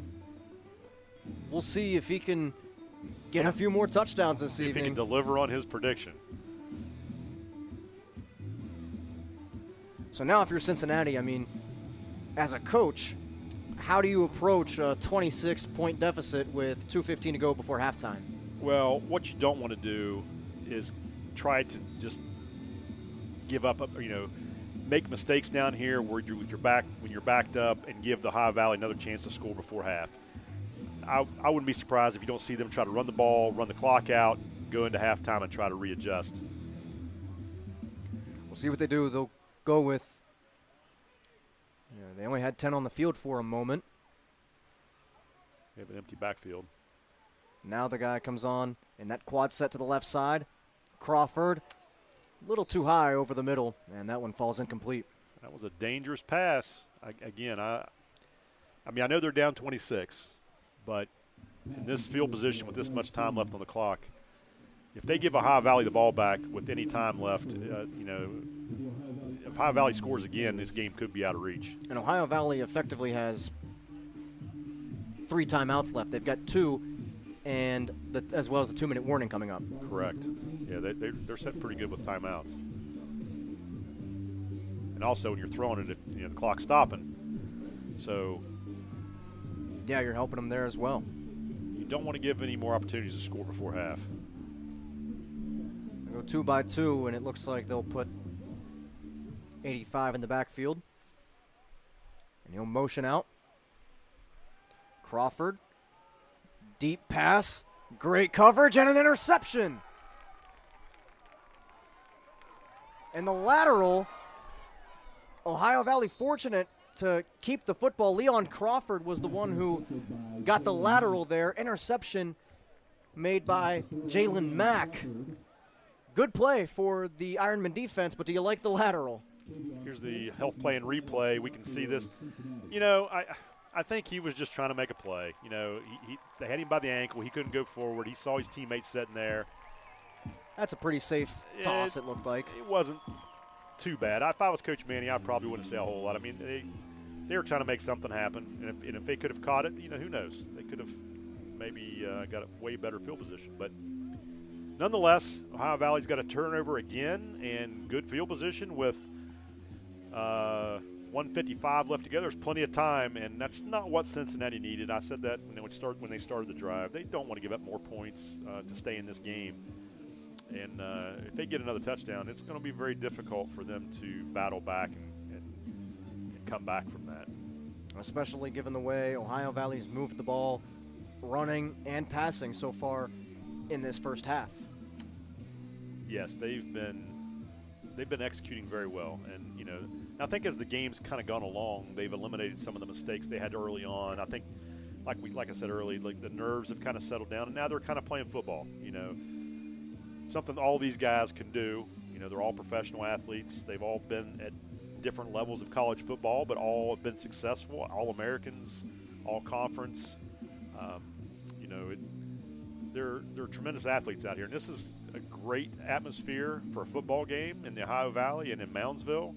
And I hope to see more people out in the next few weeks because they're putting on a good display of professional football. Everything so far has been, we were talking before the game, you look around, you don't see a reason not to be here. Yeah. Of course, unless you've got something else going on, but the product in the stadium as well as on the field has been nothing but spectacular so far. So 1st and 10 from the 48. The give up the middle. And that offensive line, as that's Justin Prostanak on the carry. First time he's been in the game since the very beginning. And that offensive line of Ohio Valley just moving people off the ball and opening up some nice running lanes. Yeah, Haslam, Hallowell, Ferguson, Gatling, and Vinay, I'll give them a shout out. They're doing a tremendous job up front. And they're moving a big Cincinnati defensive line and creating nice holes for the running backs. Stopped just short of the line to gain, so 2nd and 1 from the Dukes 43. Pistol set. Stacked receivers to the bottom. Howard looks to throw, had a lot of time, and got a deep out complete. And out of bounds with a first down for Ohio Valley is Diego Hunter, the playmaker. Javante did a nice job of setting his feet in the pocket, and he's got great footwork. If you watch him sitting in the pocket, his feet are never stop moving, and that's just how you coach your quarterbacks. He's very fundamentally sound, and he delivered a nice ball. I think out of all the things, as we take a look at our health plan replay, there's the feet you were talking about.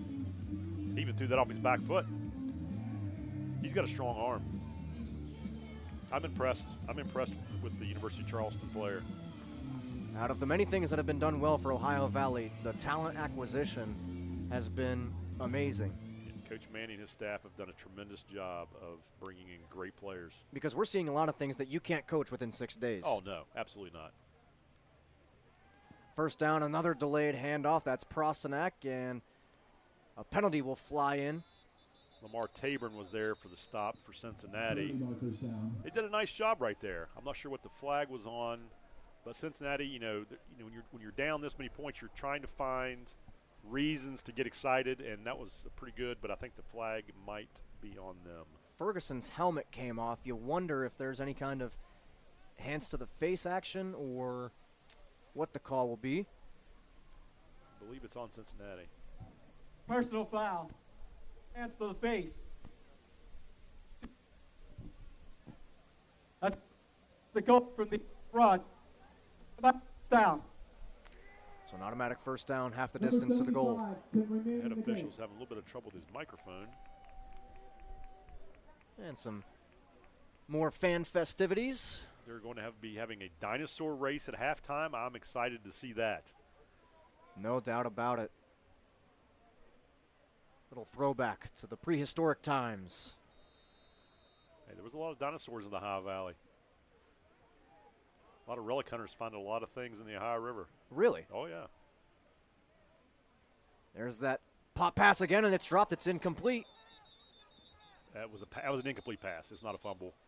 Anytime the ball goes forward, it is a pass and not a run. And that's why they do that. They pop it forward as opposed to handing it off. Yep, that's a way, if that happens, if there's a bad exchange, it's an incomplete pass. I credited Tom Herman with it, the former Ohio State offensive coordinator, who is from Cincinnati. Oh. He went to the University of Texas, but he's from Cincinnati, so that's the relevance there. But Gotcha. I believe you're right with Rich Rodriguez doing it a little bit earlier, Yeah, as Ohio Valley now worked their way into the convenient Food Mart Orange Zone. Yeah, Rich Rod did that at Glenville State when I was there at Fairmont State. He came up with that with Jed Drenning at quarterback, who's now the on the field play for WVU, the announcer. So 2nd and 10 with 58 ticks to go. Howard. Nice back shoulder throw to the end zone. Touchdown, Ironmen. Once again, Kassid Raymond. That's one of his 3, but we got a flag. Not sure what the flag is. Flags were thrown near where Raymond caught the ball. Unsportsmanlike on somebody. I'm not sure what. I hope it's not on us.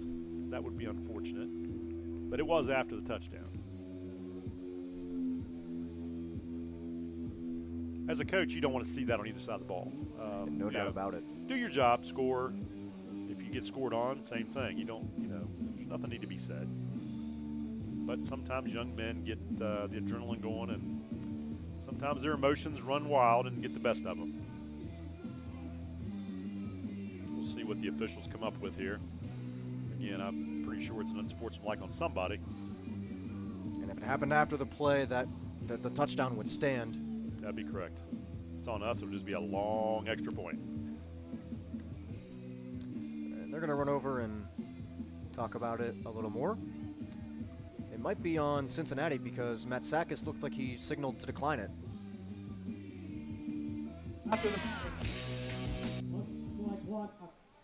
Number 26, defense. Unsportsmanlike conduct. Defense 26. By rule, he has 2, and he has been ejected. That's unfortunate for Cincinnati. Lamont Dixon, number 26, the defensive back, has been ejected after 2 personal fouls, unsportsmanlike conduct fouls, which that's unfortunate. Has been declined by Ohio Valley. So the Ironmen declined the penalty. Now that penalty was after the touchdown. Had they accepted it, would this not be a shorter extra point attempt? I'm not entirely sure how the pro rules work on that. I believe it would be, but honestly, I think Coach Manny is probably looking at the scoreboard and probably trying to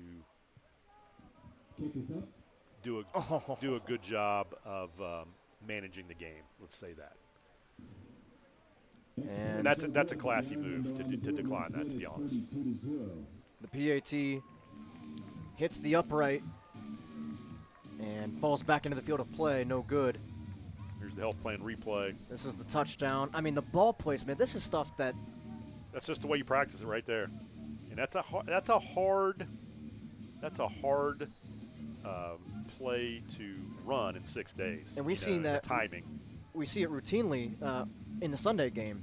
Yeah, it's a lot tougher to put together here with 6 days of practice, like you said. Yep. And these guys are doing some of these things effortlessly, it seems. Yeah, they're doing a nice job, and for again, we keep saying it, but for 6-7 days of practice, they're doing some really good things. And Coach Manny might have declined that too, to make his field goal kicker kick the extra point where it's supposed to be. Yeah, I think it was a practice move. Yeah.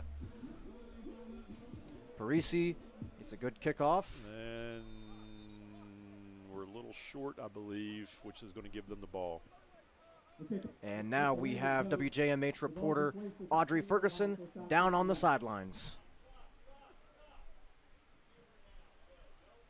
You know, I see how you've been getting this energy up on the sidelines. How do you think this fan support helps the team?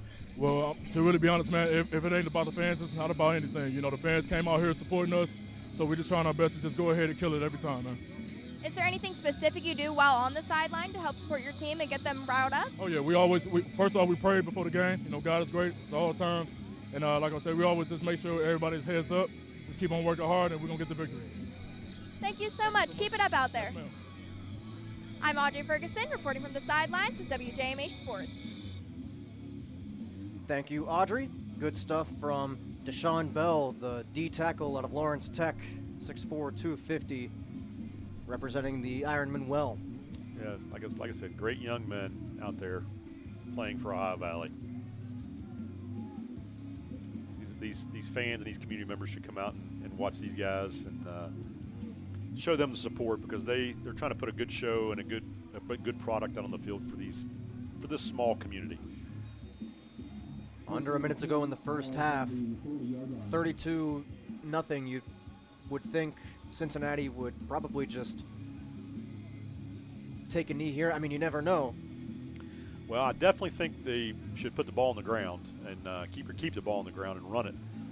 But we'll see. They came out last time and didn't have any fear and was throwing the ball down the field, but that ended up costing them another touchdown before half. No come out in the gun. In a 3-by-1 set. Crawford's going to look to throw it again. Under immense pressure and slammed down way behind the 25. Tyon Devers. Devers, the defensive lineman out of Minnesota, playing some Big Ten ball and knocking the quarterback down way behind the line of scrimmage. That's what we call a pancake tackle. And Crawford was just flattened. Here's the health plan replay. Devers did a nice job keeping his outside shoulder free. Nice sack. And Crawford, not sure what he was pleading for, but he's really looking for some blocks, I'd say, up front with the way this game has gone so far. Well, I think that's, we talked about that before the game. They're big up front, Cincinnati is, but Ohio Valley just is a little quicker, and Ohio Valley's done a nice job of keeping everything contained for the most part against Cincinnati. And that does take us to halftime. The Ironmen up 32-0. We'll have some halftime action when we come back right after this. For over 4 decades, the health plan is called West Virginia Home. It all started with a vision to serve our community with pride and integrity. We've grown alongside West Virginia, becoming part of its fabric. We've been here through thick and thin, supporting local families and businesses. Because at the health plan, we don't just work here, we live here. Proudly serving West Virginia since 1979. Your trusted partner in the community. The health plan. Here for you.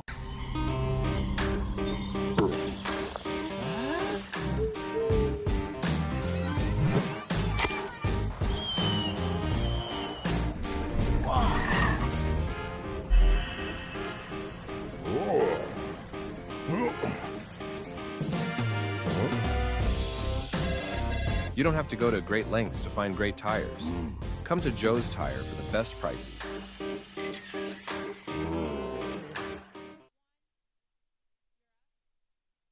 Welcome back to Monarch Stadium. It's halftime. The Ohio Valley Ironmen lead the Cincinnati Dukes 32-0.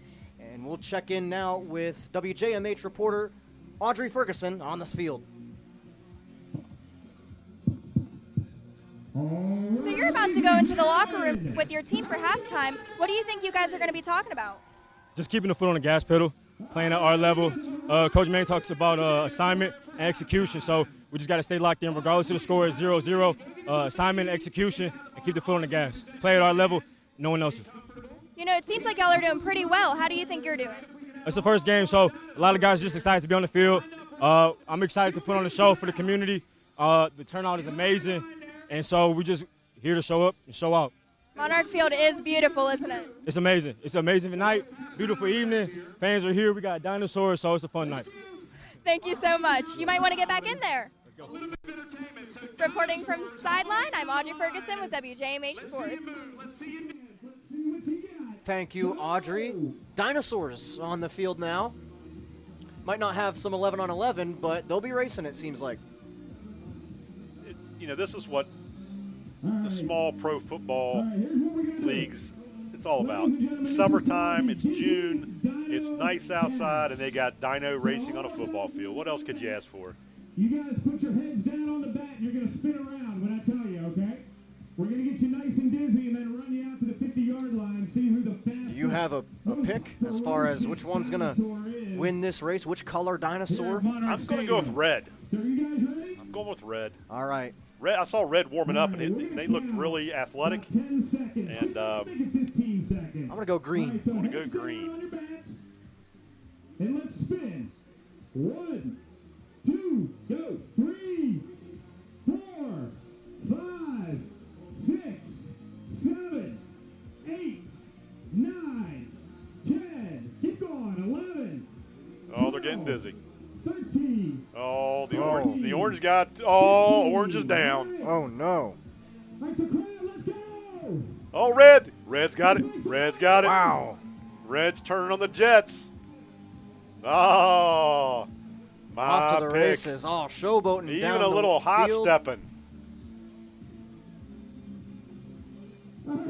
They say Savannah Bananas put on a great show, but I'm going to tell you what.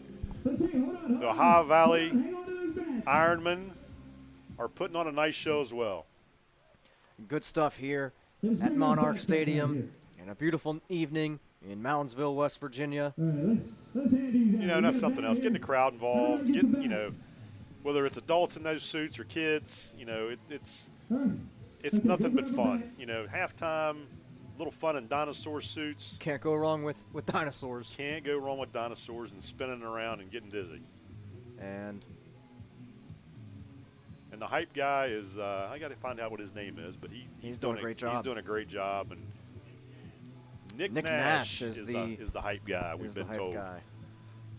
We apologize for not knowing that, but he is doing a tremendous job. We also got a conversation between Manny Matsakis and the Cincinnati head coach. We also apologize, we're unaware of his name, but they're talking some things out near the 40-yard line. And That's wet. That might be Wes Brown. We're not entirely sure. He doesn't seem happy, but the good thing is they are communicating, and whatever it is, they're talking about it on the field. But nonetheless, back to dinosaur action on the field. There's the two coaches. Now they're having a little jousting. Well, race and then beat each other with bats. That's fun. It's fun for the whole family. Good stuff. Fun for the crowd. Big round of applause for our dinosaurs here tonight. Thank you so much for coming out to Monarch Stadium. My wife Carrie will be happy because this was her idea. She wanted to have dinosaurs. Oh, she's got to be thrilled. She is excited. One more time for the dinosaurs. And she's done, along with Manny Matsakis, an incredible job of putting together this game day atmosphere. It's something that is going to be tough to top for any other event this summer in the Ohio Valley. Yeah, they've done a great job of tremendous amount of work and everybody involved, from our equipment guy to the people taking tickets at the gates, to the people running this broadcast. Has just been a tremendous first game of the year, and we are looking forward to the rest of the season and a great summer. And I'm looking to coming up here for full time. I'm actually living in Virginia right now, so moving up here full time and excited to be in the Ohio Valley. And the official scoreboard sponsor of tonight's Ohio Valley Ironman game is WVU Medicine. We'd like to thank them.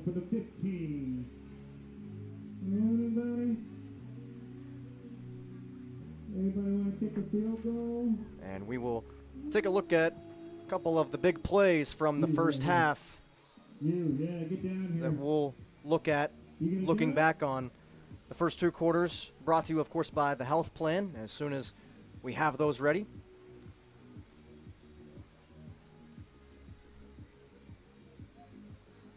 Nice pass there to Prosenak. One of the first plays of I think that was on the second drive. Yes, and he did a great job of keeping his feet and getting us down into the 3 or 4 yard line, and then we finally punched it in. And this is Crawford. This is the play where he threw it late to Weber coming out of the backfield.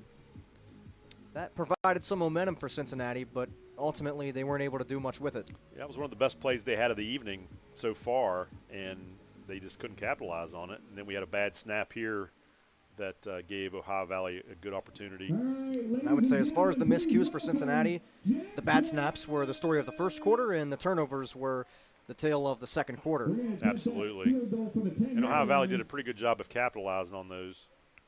No doubt. And the running game for Ohio Valley has been strong. Now we had a fumble there, one of the few miscues that we've had. Other than that, it's been big plays for the Ironman offense. Yes.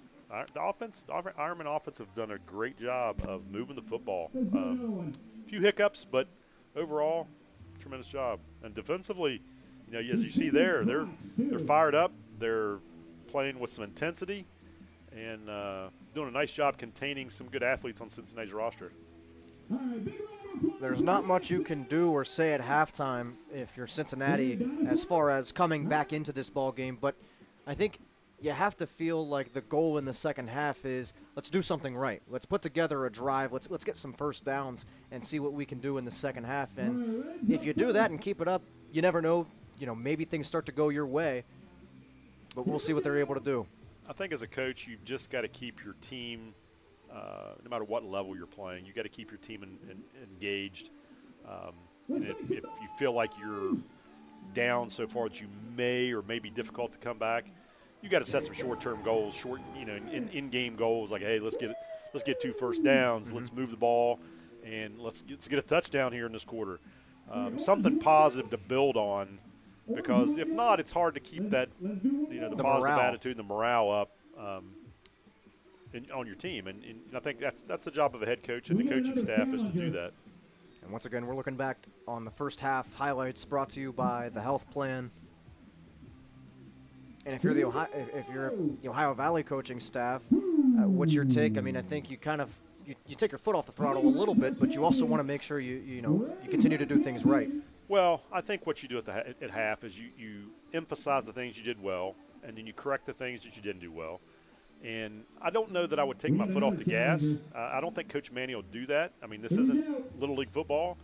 These are grown men, and this is professional. But I think you can control the outcome and the dynamic of the game by rotating some guys in and out. Sure. Getting some of these other guys some playing time that may not have started or may not have played a whole lot in the first half. And, all these guys are professional athletes, and they want to play. So it wouldn't surprise me if we don't see a few guys that we didn't see in the first half in the second half and see what they can do.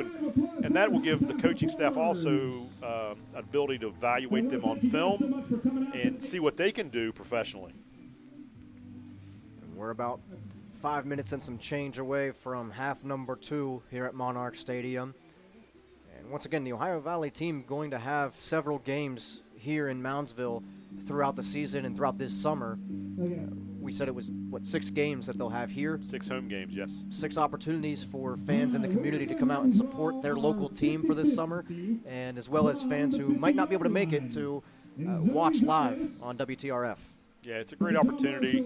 It's a great evening. It's a great show. It beats sitting at home on the week on a Saturday and sitting in front of the TV. All right.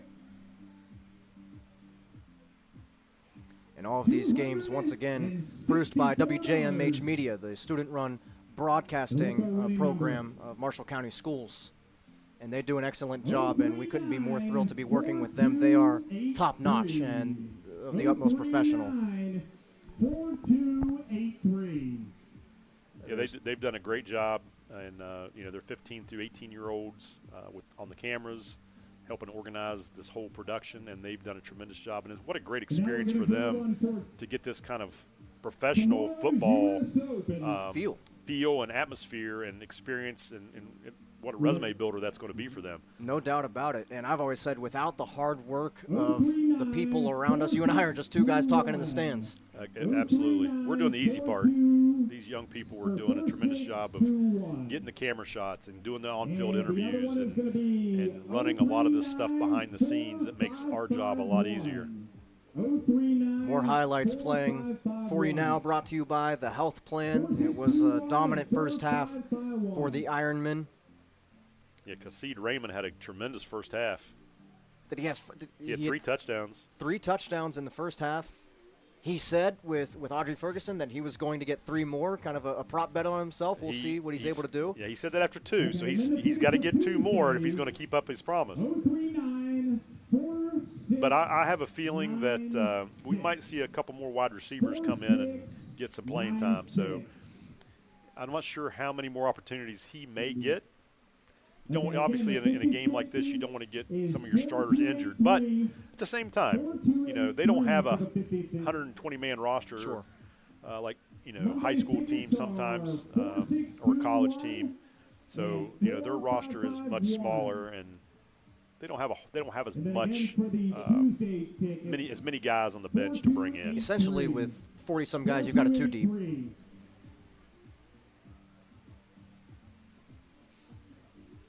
And if you have those winning tickets, please come to the merch tent. So we continue to look at highlights brought to you by the Health Plan. Highlights from the first half of this evening's ballgame. Once again, Ohio Valley leading Cincinnati 32-0.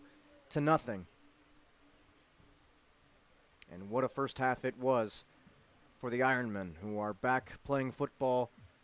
We've got semi-pro football in the Valley for the first time in 56 years. And many members of the Ohio Valley Ironman roster stopped by the 7 News studio this week. While they were there, they took over the anchor desk. What's up, OHIO, Ohio Valley? How y'all doing? Make sure y'all come down 7 p.m. to the Monarch Stadium to watch us, the Ohio Valley Ironmen. We dropping the hammer down, baby. Let's go. Yes, sir. Good stuff. The Ironmen getting hyped up there at the 7 News studio earlier in the week. They're just as excited, I think, as anybody in the building right now. Oh, they are. Like I said, I've been around some of them over the past couple weeks, watched practices, been in a couple events with them. and they are first-class young men, and they are excited to be in the Ohio Valley. They're excited to be here to put a good show on for these fans and these community members, and excited to come out in the community and be a part of the community while they're here. We do have some local players, but a lot of these guys are different states, different geographic regions. Got somebody from St. Thomas on the roster, so they're coming from far and wide, and they've said a lot of great things about coming into the Ohio Valley, how beautiful it is, and how excited they are to be here and to be able to take in some of this beautiful West Virginia and Ohio Valley scenery, and they're just having a tremendous time. You've got a few guys, 3 I believe, that are coming from local high school rosters. You've got a kid from Bel Air and Jaden Kesterson. You've got a guy from River, a guy from Union Local. I think it says something about those guys to be able to make it on this roster with so much collegiate level talent. As we'll be back with second half action right after this on WTRF. You're watching a WJMH Media production. We're an entirely student-run broadcasting program based out of John Marshall High School, whose goal is to connect, entertain, and inform. Along with many John Marshall High School productions, WJMH Media has also worked with WTRF, the Wheeling Symphony Orchestra, Augusta Levy Learning Center, OVAC, West Liberty University, and the Marshall County Chamber of Commerce. You can follow us on Facebook, X, and YouTube at WJMH Media. Welcome back to Monarch Stadium. The Ohio Valley Ironmen 32-0 lead over the Cincinnati Dukes. On a beautiful night here in Moundsville, West Virginia. The sun has set, and it's kind of started to take it easy on us as we cool off on a nice June evening here in Marshall County. Starting to get a little haze coming down out of the mountains. I mean, what a beautiful area. I just love West Virginia. It's such a great state. Excited to see what we're going to do in the second half. Hopefully more of the same. And we'll see if Cincinnati could, tidy some things up that they've made mistakes on, and see if we can, if they can put some points on the board. I think that's probably what their goal is right now, not to get shut out. Ohio Valley won the toss before the game and took the ball, so they'll kick off to Cincinnati here to start half number 2 in these final 30 minutes of opening Saturday night football in the Ohio Valley. This is a good preview of football and get you kind of get you fired up for upcoming seasons in college and pro, and high school's big around high here school as well. Absolutely. I mean, I've been a high school coach for 26 years, and nothing better than high school football on a Friday night. Marching bands, concession stands, absolutely, just nothing like it. Hot dog and a cold drink, popcorn. Oh, we got autograph signing down there.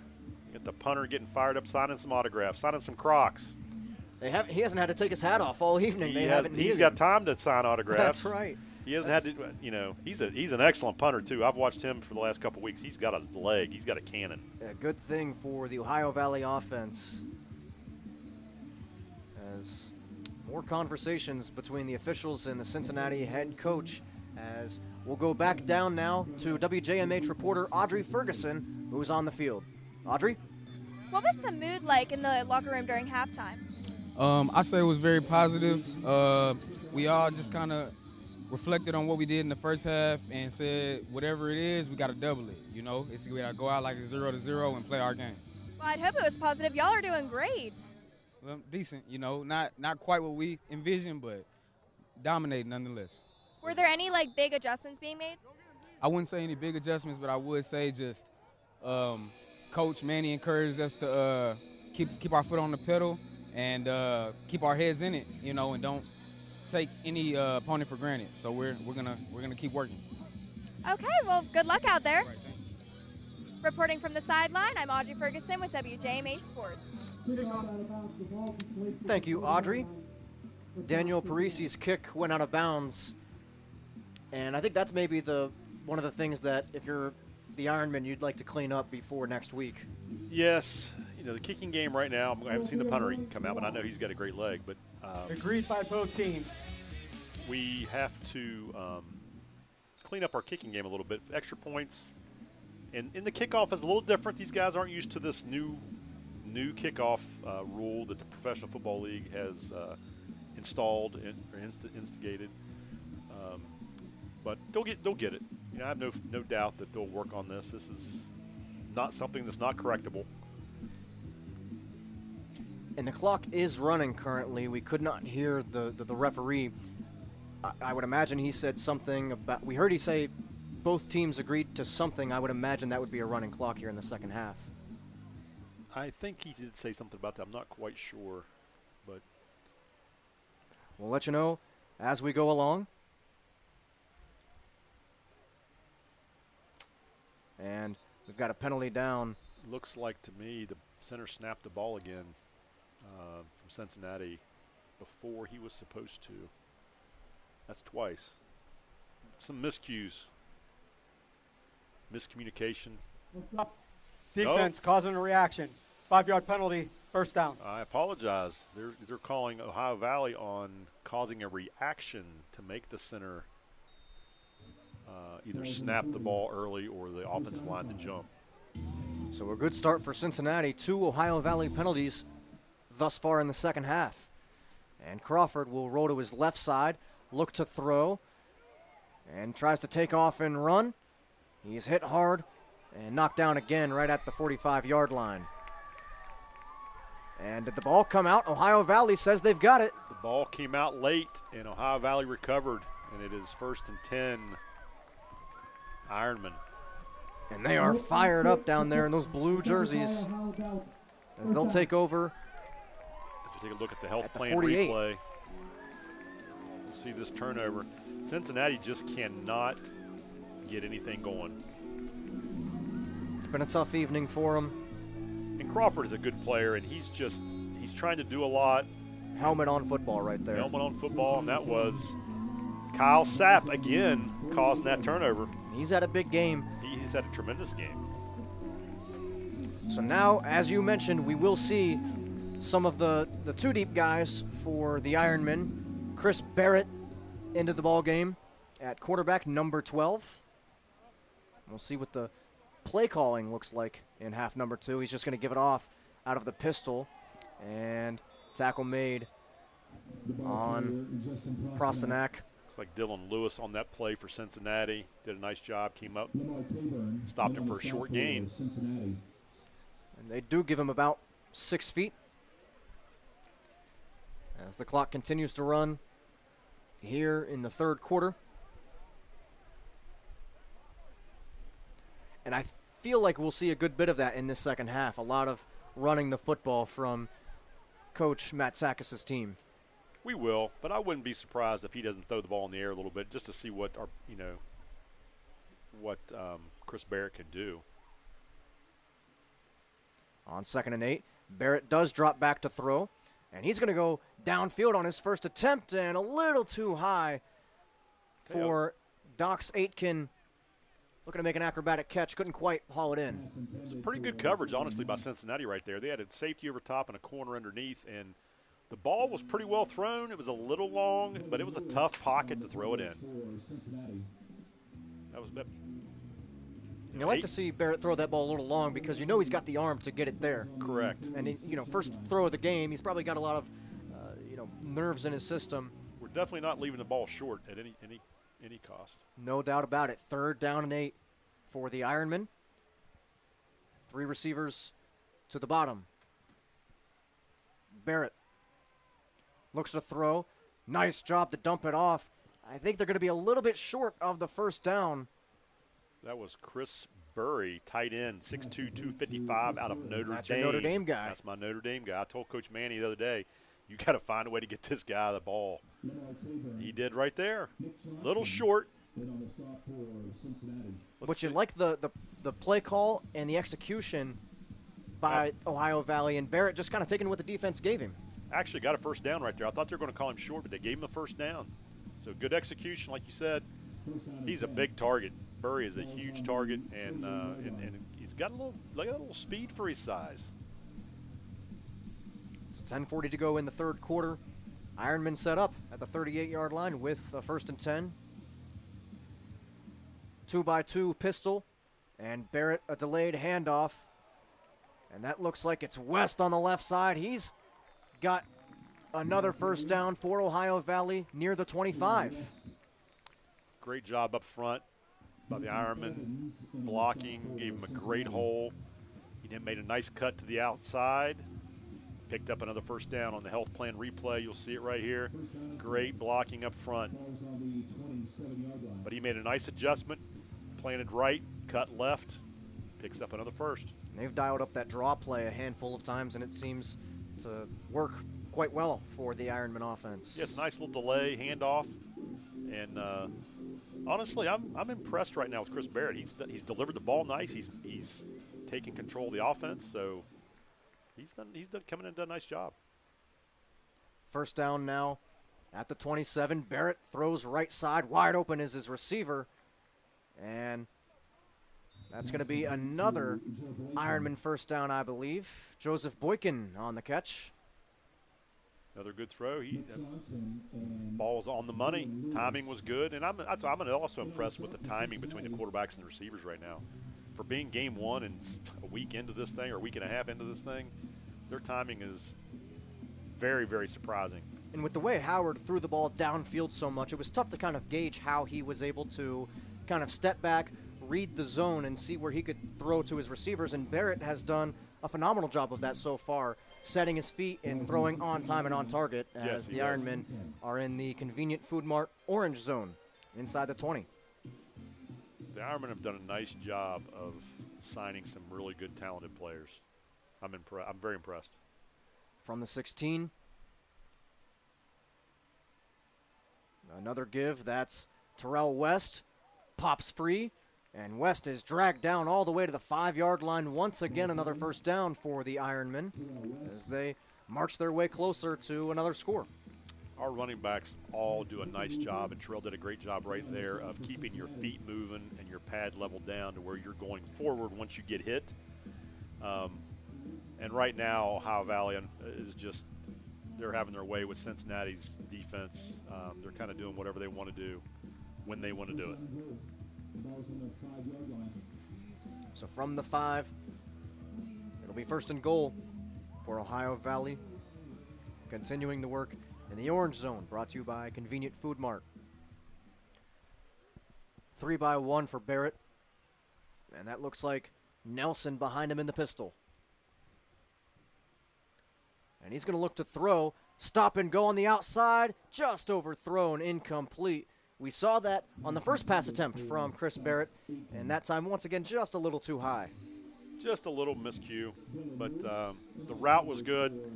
Timing was just a tad off. But overall, Barrett has thrown a nice ball. That was just a little high. So that'll bring up second and goal from the 5 for the Ironmen. Once again, it was Dox Aitken, the intended target on the outside, number 6. He's showing great composure, though. If you watch him, he's got tremendous command of the huddle, and on the field, he's showing great confidence. Same formation. And the give to Nelson. Tries to lower his head and barrel forward. He'll be stopped. They might have given him 3 feet. Yeah, that's probably the shortest run he's had all evening. But he didn't have much room to work with. The Cincinnati defensive line did a pretty good job right there shutting down the hole. There wasn't a whole lot of running room. And everything gets a little condensed at this part of the field. It does. And we'll find out from Cincinnati, as a coach for them, I would say, let's see what we're made of right here. Can we get a stop in the orange zone and get off the field, put the offense back on the field? And on the contrary, Ohio Valley wants to put some more points on the board. Third and goal. Barrett from the pistol looks to throw, delivers nicely into the end zone for an Ohio Valley touchdown.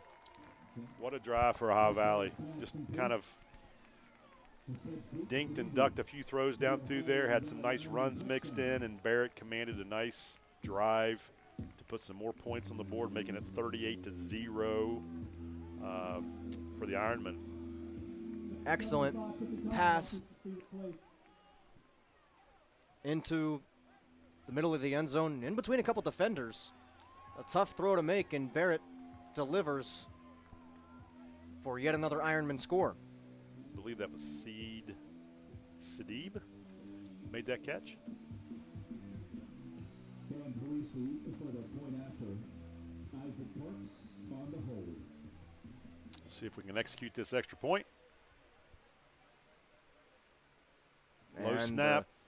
Snap botched, and that was not a good snap, unfortunately, and unusual because They've been good. Our snapper is excellent.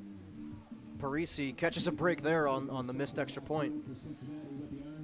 And we'll take a look at the touchdown.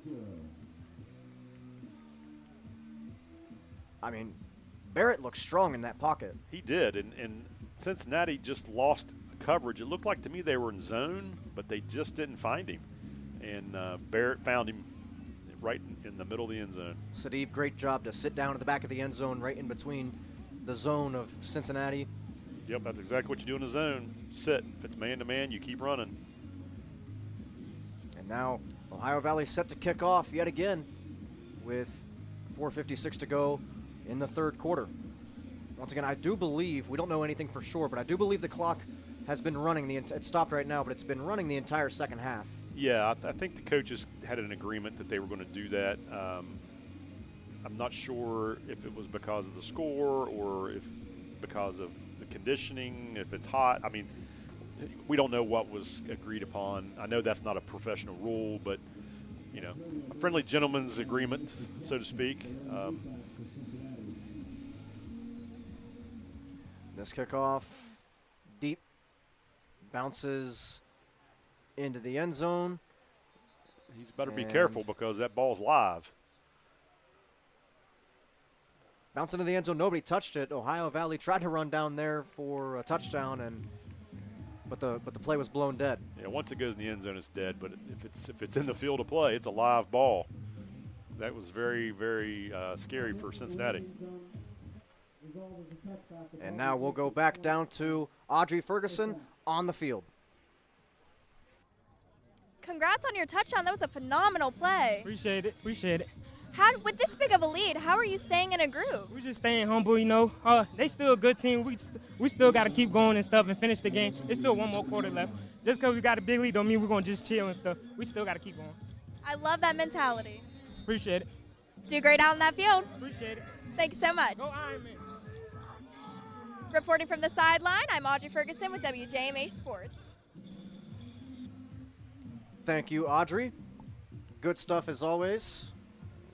Sadib, extra fired up, and I love his perspective. Just because they have a big lead, that doesn't mean they're going to, as you said, take their foot off the gas here in the second half. Right, yeah, they want to continue to work and get better and be in their first game. And, again, you put in other players in the game that's not been in the game yet or hadn't played as much as some of the starters. You want to see what they can do, and you control it other ways, you know, just like you're letting Barrett throw the ball. I mean, this isn't high school. You're not going to try to take knees and just run the clock out. You want to get these guys work. These are professional athletes, and on both sides of the ball, you know. And Cincinnati doesn't want that either. In the first game of the year, of course, the Ironmen going to need some work. They want all of their guys to have experience and good professional experience. And once again, Cincinnati hasn't played in a while. They have a couple games under their belt, but it's been a few weeks at least since they've played.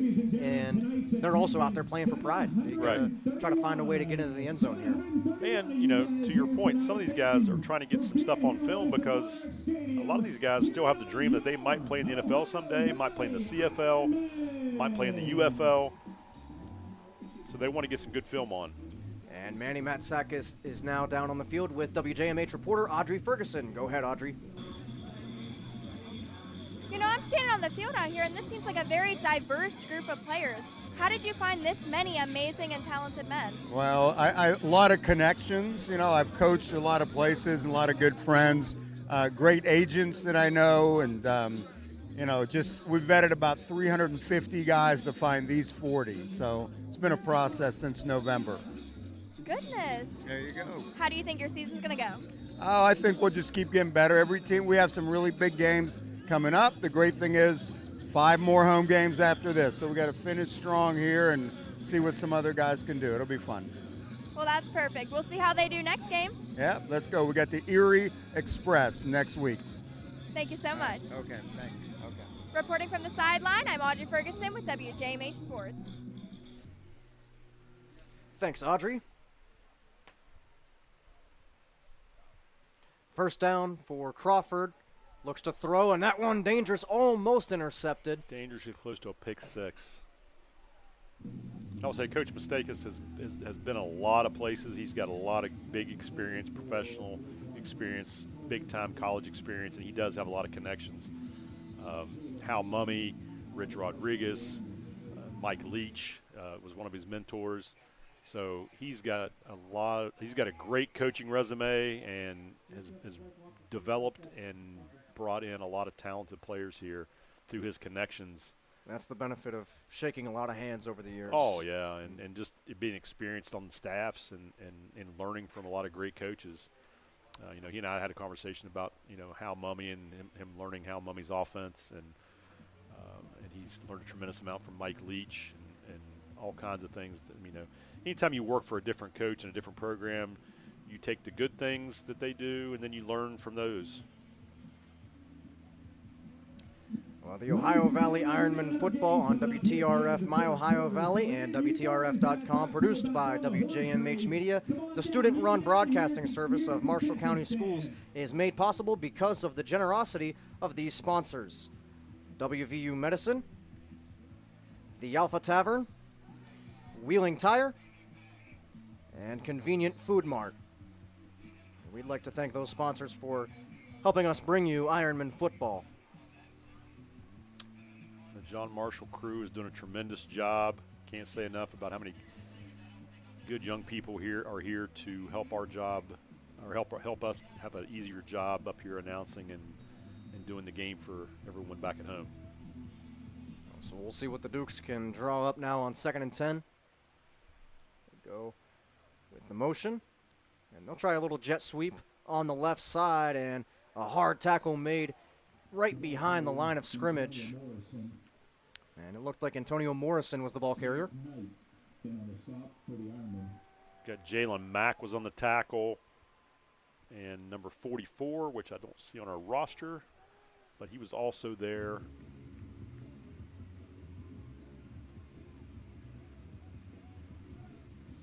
It was a loss of a yard back to the 19, so Cincinnati set up now with 3rd and 11, and the hill continues to get steeper for the Dukes. Yes, they 3rd and 11 and backed up in your own territory. They need to get something going here. They need to get a first down and get some positive momentum going, because right now things are sliding a different direction for Cincinnati, and Ohio Valley is just kind of settling in, and it's tough sledding everything that Cincinnati's doing right now. And the good thing is, despite the big lead, we still have a majority of the crowd that has been here the entire game. Oh, yes. The crowd's been great, and, I think they've done a great job coming out and support these young guys. And Crawford is swallowed back behind the 10. Ohio Valley's putting on a great performance for the first game. Looks like Kevin Thurman was there. 6'3", 300 out of Arkansas State.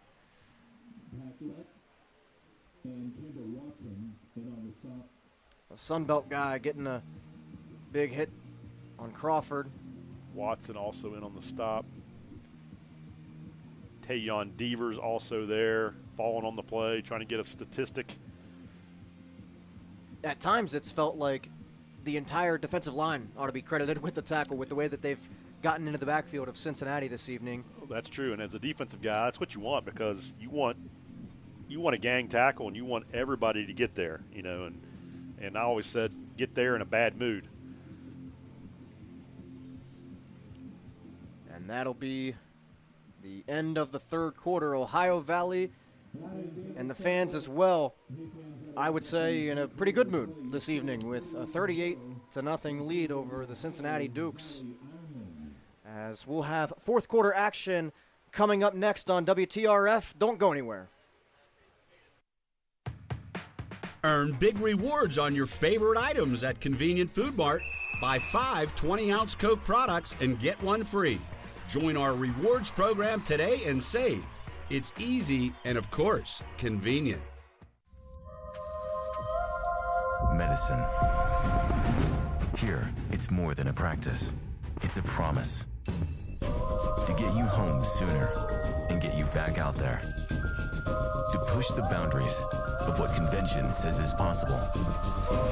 To stop at nothing, no matter what. That's why medicine is in everything we do.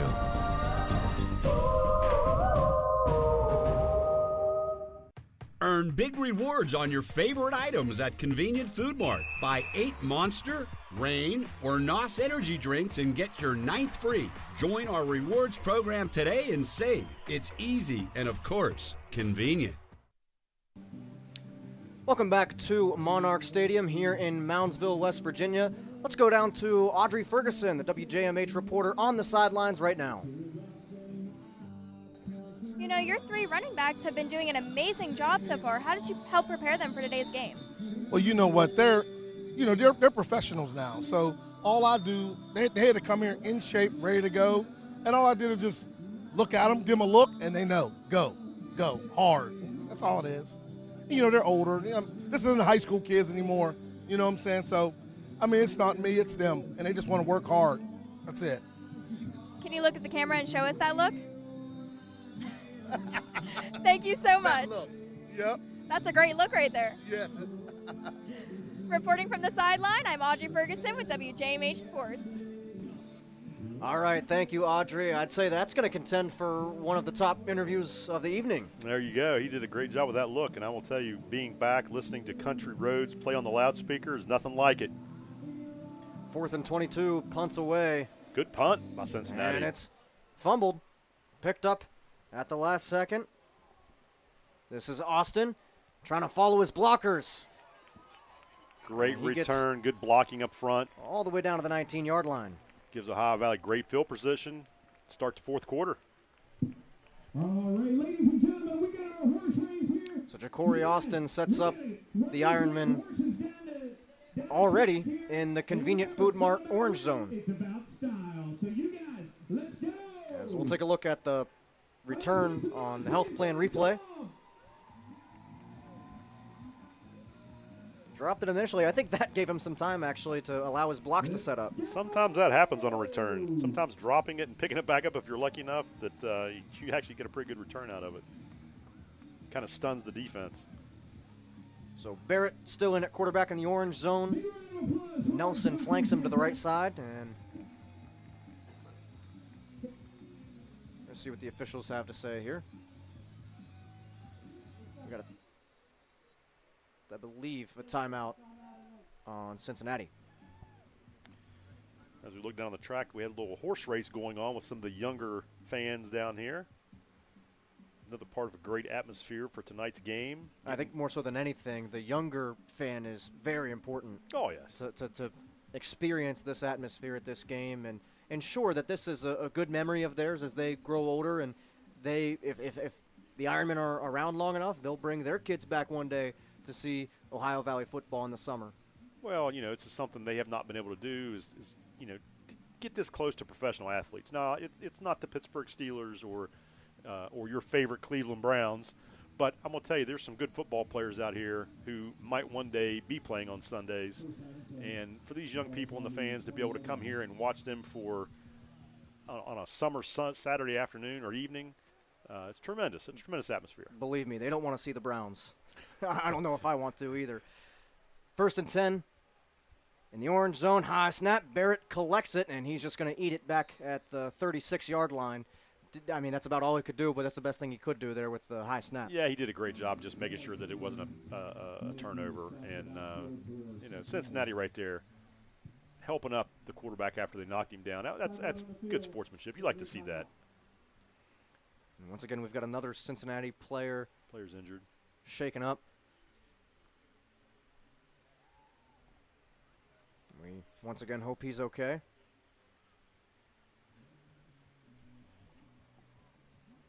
In 2 weeks, on Saturday, June 21st, the Tennessee Hornets will be traveling to Monarch Stadium to take on the Ohio Valley Ironmen. You can catch the game right here on WTRF, myohiovalley.com.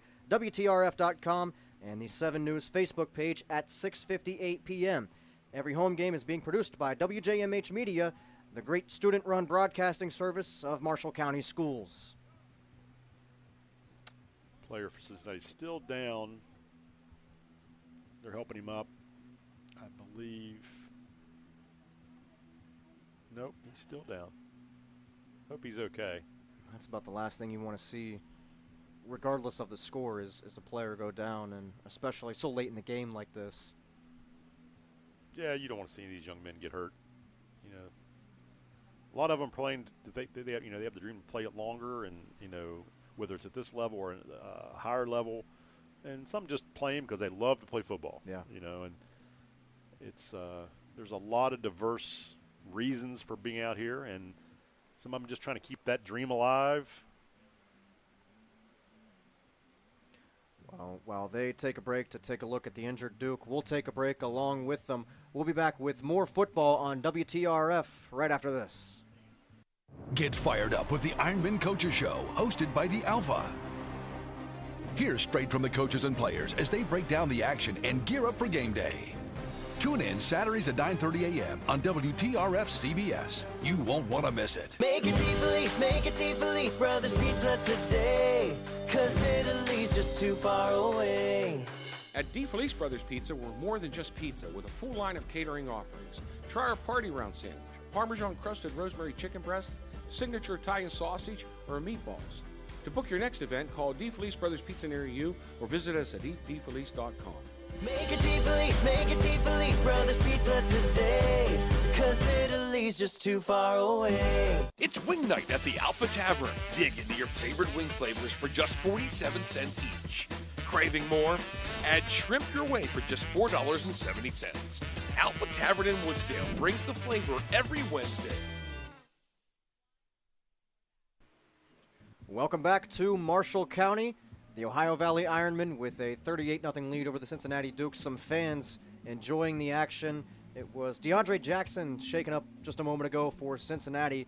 They helped him off the field, and we hope he'll be okay. Again, that's the last thing you want to see in the game of football. Yeah, I was glad to see he was actually walking off on his own there for the last 30 or 40 yards. So looks like he took his shoulder pads off. Looks like he's done for the evening, but glad he could walk off. 2nd and 20 now for Chris Barrett and this Ohio Valley offense after the high snap a few moments ago. 3-by-1, and the give to Prosenak up the middle, and he'll pick his way for just a couple of yards. 41 for Cincinnati, which I don't see on the roster, made the tackle just for a short gain. That'll set up, this is a test, I think, for Barrett to see more so what he can do now with a 3rd and long situation. Yeah, we'll see if Coach Manny wants to take a shot, or if he's happy just running the ball and and seeing what happens. But I wouldn't be surprised if Barrett doesn't put the ball down the field here. They had success the last time they were out there with the back shoulder fade touchdown. The last time the Ironmen had the ball in the orange zone. Yeah, he's been pretty accurate. I think he's only had, if I'm not mistaken, 1 incomplete pass. Made good decisions. Oh, there we go, little touch pass again. Pops it forward, and that's another big play for the Ironmen down to the 5-yard line. Diego Hunter. First down for Diego.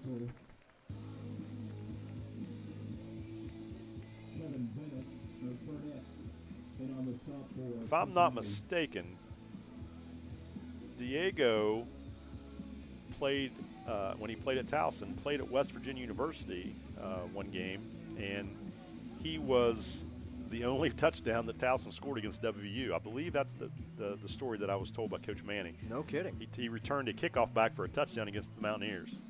Oh, you're right. I believe I did see that. And he's not the only one to play against the Mountaineers. I believe it's Juwan Mitchell that played against West Virginia in a Big 12 game when he was at Texas. Yes, you're absolutely right. And this is a carry down to about the 1-yard line for Ohio Valley. That just shows you the depth and the talent that Coach Mistakis has brought here to the Ohio Valley. That was Terrell West one of 3 solid running backs we've seen in that tailback room for Ohio Valley this evening. Absolutely, and it's been great that they've all gotten good reps. So that'll bring up 2nd and goal from the 1. Barrett continuing to operate out of the pistol. West still in there. Ironman back in the orange zone. Barrett gives it off. West easily into the end zone. And the Ironmen go up by 44 in the 4th quarter. Yeah, I think Cincinnati has.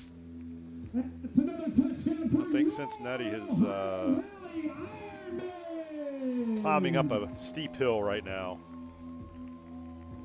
It's tough, and if you're Cincinnati at this point, you really wonder if they would elect to just run the football whenever they get it back and try to kill as much of this clock as possible.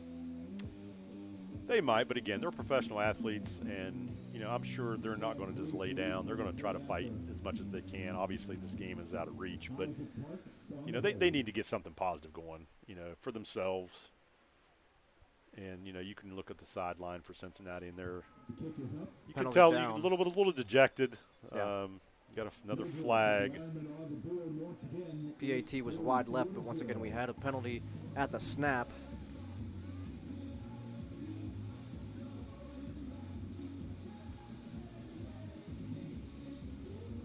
Let's see what the call is. It looks like it will be on Cincinnati. Offsides.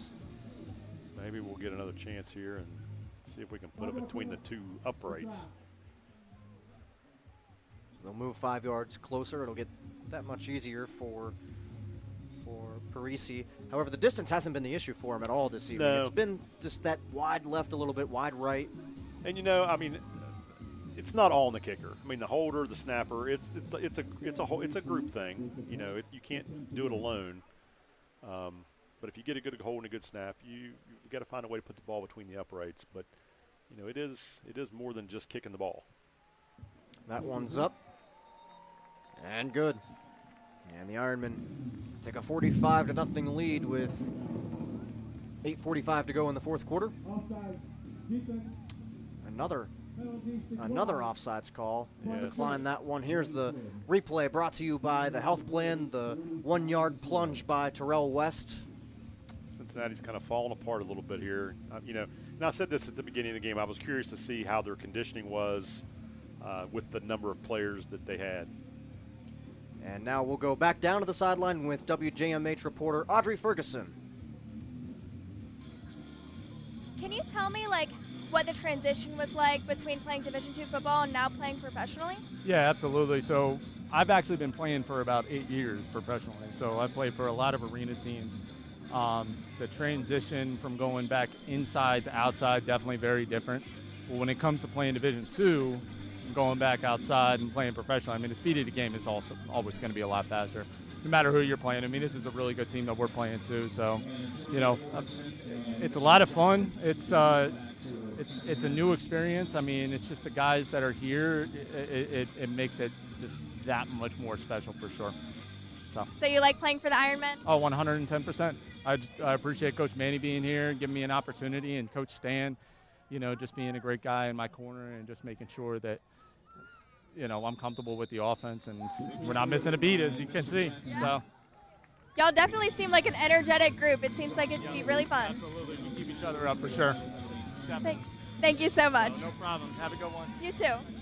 Reporting from the sideline, I'm Audrey Ferguson with WJMH Sports.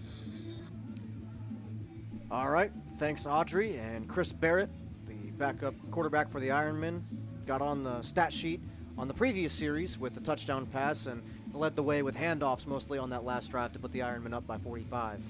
Finally had a return that looked sort of like a kickoff return last play, and then you had number 19 Josh Holly for the Ironman made the tackle. He's from 6'2", 240 from Morgan State. Now Cincinnati, the clock's still running.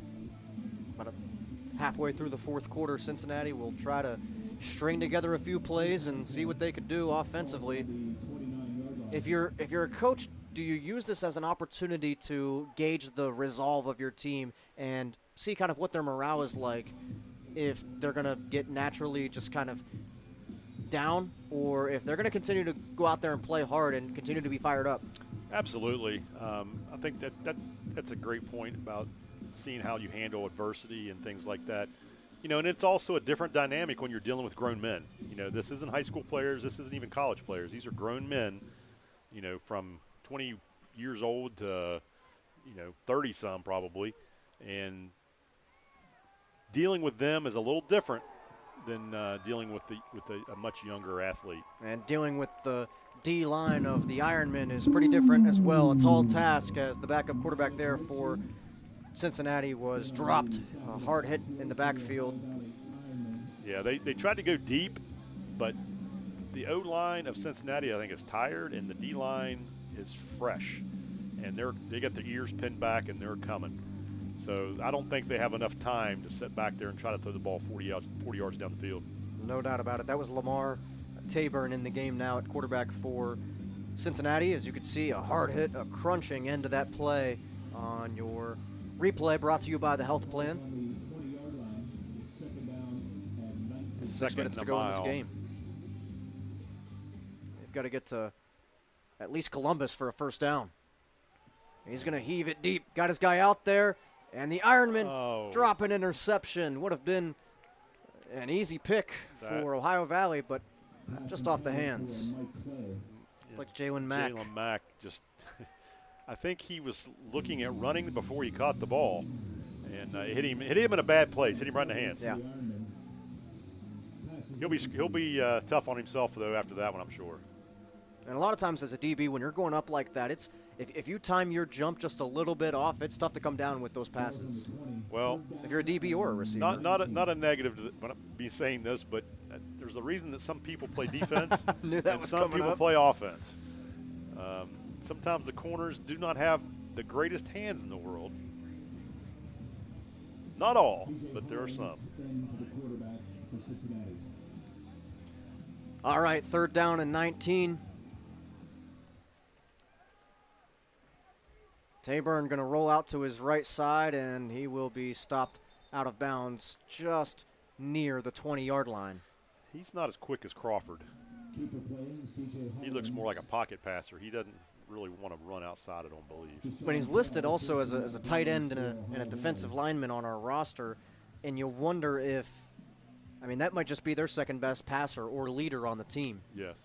We had a little extracurricular going on out there. Cincinnati is not happy, I think, with what's going on. And honestly, Ohio Valley has maintained their composure very well. Cincinnati's kind of losing it a little bit.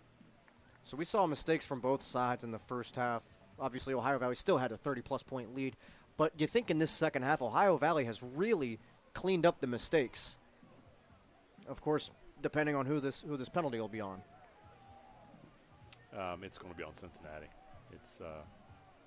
It's the officials need to get probably need to take an official timeout and get this thing under control a little bit, because this has been a great game as far as fans are concerned, and you don't want this to get out of hand. These are, again, we say this, but these are grown men out here, professional athletes.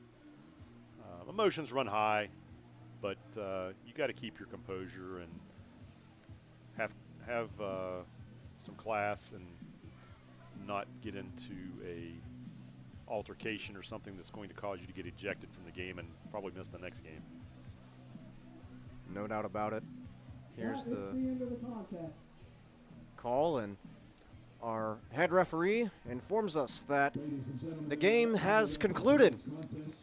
The Ironmen, an impressive, more than impressive, opening Saturday night victory over the Dukes of Cincinnati. They win 45-0 in at Q Country Roads here in Moundsville. Yeah, that's not the way you want to see the game end, unfortunately. As a player or a fan,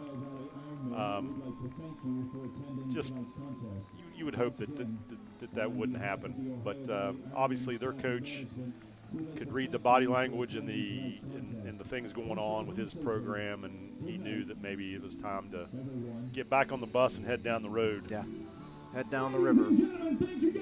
But what a great evening! What a great game! What a great show Ohio Valley put on, and a great show by the people who put on this event. And I hope the fans enjoyed it. I hope people watching at home enjoyed it. I've enjoyed working with you tonight for the first time. You did Likewise. an excellent job. You as well. And we are looking forward to doing 5 more home games. Cannot wait. I'll be here for 4 of them. Sounds good. Well, we'll take you for as much as we can get. Everybody was wondering what would semi-pro football, a professional football league, summer football, outdoor in the Ohio Valley look like. And I think we walk away from this very impressed, not only with the product on the field, but everything surrounding the game, the build-up and the atmosphere here in Monarch Stadium, the fan experience. I don't know about you, but if I wasn't upstairs right now, I'd be downstairs on the bleachers watching this game. Oh, absolutely. It's been a great game. And, hats off to Coach Manny Mistakas and his staff. They've done for 7 days, 6 days, however many days it's been, they have done a great job of getting these guys prepared to play and play at a high level. And I think we're only going to see these guys get better and better as the season goes along. And like I said before, they're fine young men, and they're a first class act, and they've shown that here tonight. I talked to Manny on Wednesday. You know what he told me? One play at a time. I was actually telling him that I wasn't sure what you and I were going to talk about if the score ended up this way, and he was like, one play at a time. So he's very much a process-oriented guy and a coach that knows that it's the details of their craft that'll really propel them to results such as the one we had here this evening. Yeah, and again, these guys are professionals, and they've done a nice job of preparing themselves and putting this game away in a first-class way. First class indeed. And speaking of the head ball coach, our Audrey Ferguson is down on the field with the winning coach Manny Matsakis right now. The Ironmen were up 45-0 with 3 minutes left. Why did the game get stopped early? Well, it just got to a point there at the end. I think they had enough. It was just one of those things that, our defense was playing great. They weren't letting them getting in there, to make any plays. And I think it was just, it was a physical issue. So that's all I got to say. It's tough. Well, how do you feel about winning that game? Well, I feel great. I mean, it was a nice opener for us, a great opportunity to get out here and see where we are. I mean, considering, a week ago, Friday was our first practice. So it's we know where we're at. We know the next opponent we're playing is really loading up right now. They've been signing a lot of players, so it'll be a really, really difficult game for us. Definitely a step up in this particular game next Saturday night. Your first practice was only a week ago, and you guys are already that good? Well, I don't know how good we are. I just know that we have a long way to go, so it looks as polished as we like. There's some things we didn't do as well as we could have. And all facets of the game. I think we got to get more disciplined, execute better, and just find a way to be pros. To be somebody that takes it on the field and doesn't let the opponent get in your head or anything like that. So we've got a lot of teaching to do, to be honest. That's where we're headed. Well, I can't wait to see how they play next week. They're definitely not a force to be reckoned with. Well, Thank I you. appreciate that. Of course. Thank you so much. Okay. From the sideline, I'm Audrey Ferguson, AMH Sports. Thank you one last time, Audrey. Some investigative reporting down there, asking the coach for some clarification on the end of the game. Good stuff from both of them down on the field. Ohio Valley Ironmen football on WTRF My Ohio Valley and WTRF.com, produced by WJMH Media. The student-run broadcasting service of Marshall County Schools is made possible because of the generosity of these sponsors. The health plan, DeFelice Brothers Pizza, Joe's Tire, WVU Medicine, the Alpha Tavern, Wheeling Tire, and Convenient Food Mart. We couldn't thank them enough for their help throughout this evening. Oh, Kevin? And we were in the orange zone quite a bit today. Yes, we were. We were in the orange zone, punching it in, and a lot of big plays as well. A lot of things to look at on our health plan replay throughout the evening in this thrilling week 1 opening for the Ohio Valley Ironmen. The Ironmen are back. Football is back in the Ohio Valley, and I think the fans are going to look forward to coming back next week to Monarch Stadium. Yeah, they're going to face Erie, who comes down from the north and evidently has a pretty solid program. I'll try to look at them on film a little bit and see what they can do. The game went great for Ohio Valley, other than the little bit of stuff at the end. I thought the whole game and the whole evening was unbelievable. And, we do play Cincinnati again, so that will be interesting. No doubt about it. When they actually come back here, which is unusual. But we'll play them again at home later in the season, and we'll see, if they can maybe clean up some stuff and make it more of a ball game, and hopefully not have any hard feelings or things going on, that kind of ended the game. And you really hope both teams stay healthy up until that point and throughout the season as well. Be an interesting night whenever Cincinnati comes back, and also we can't look forward enough to the next week game with Erie coming to town. Again, most of the opponents on the Ohio Valley schedule coming to Monarch Stadium, something that I think is great for the Valley and the fans to get out and experience some football, some professional football here in Marshall County. And really they're serving the entire Ohio Valley, all the way from Steubenville down to Powhatan Point. It's really the entire Valley that is being represented by this team, and it's a great place to have football, and these people in the Ohio Valley can't get enough football, myself included.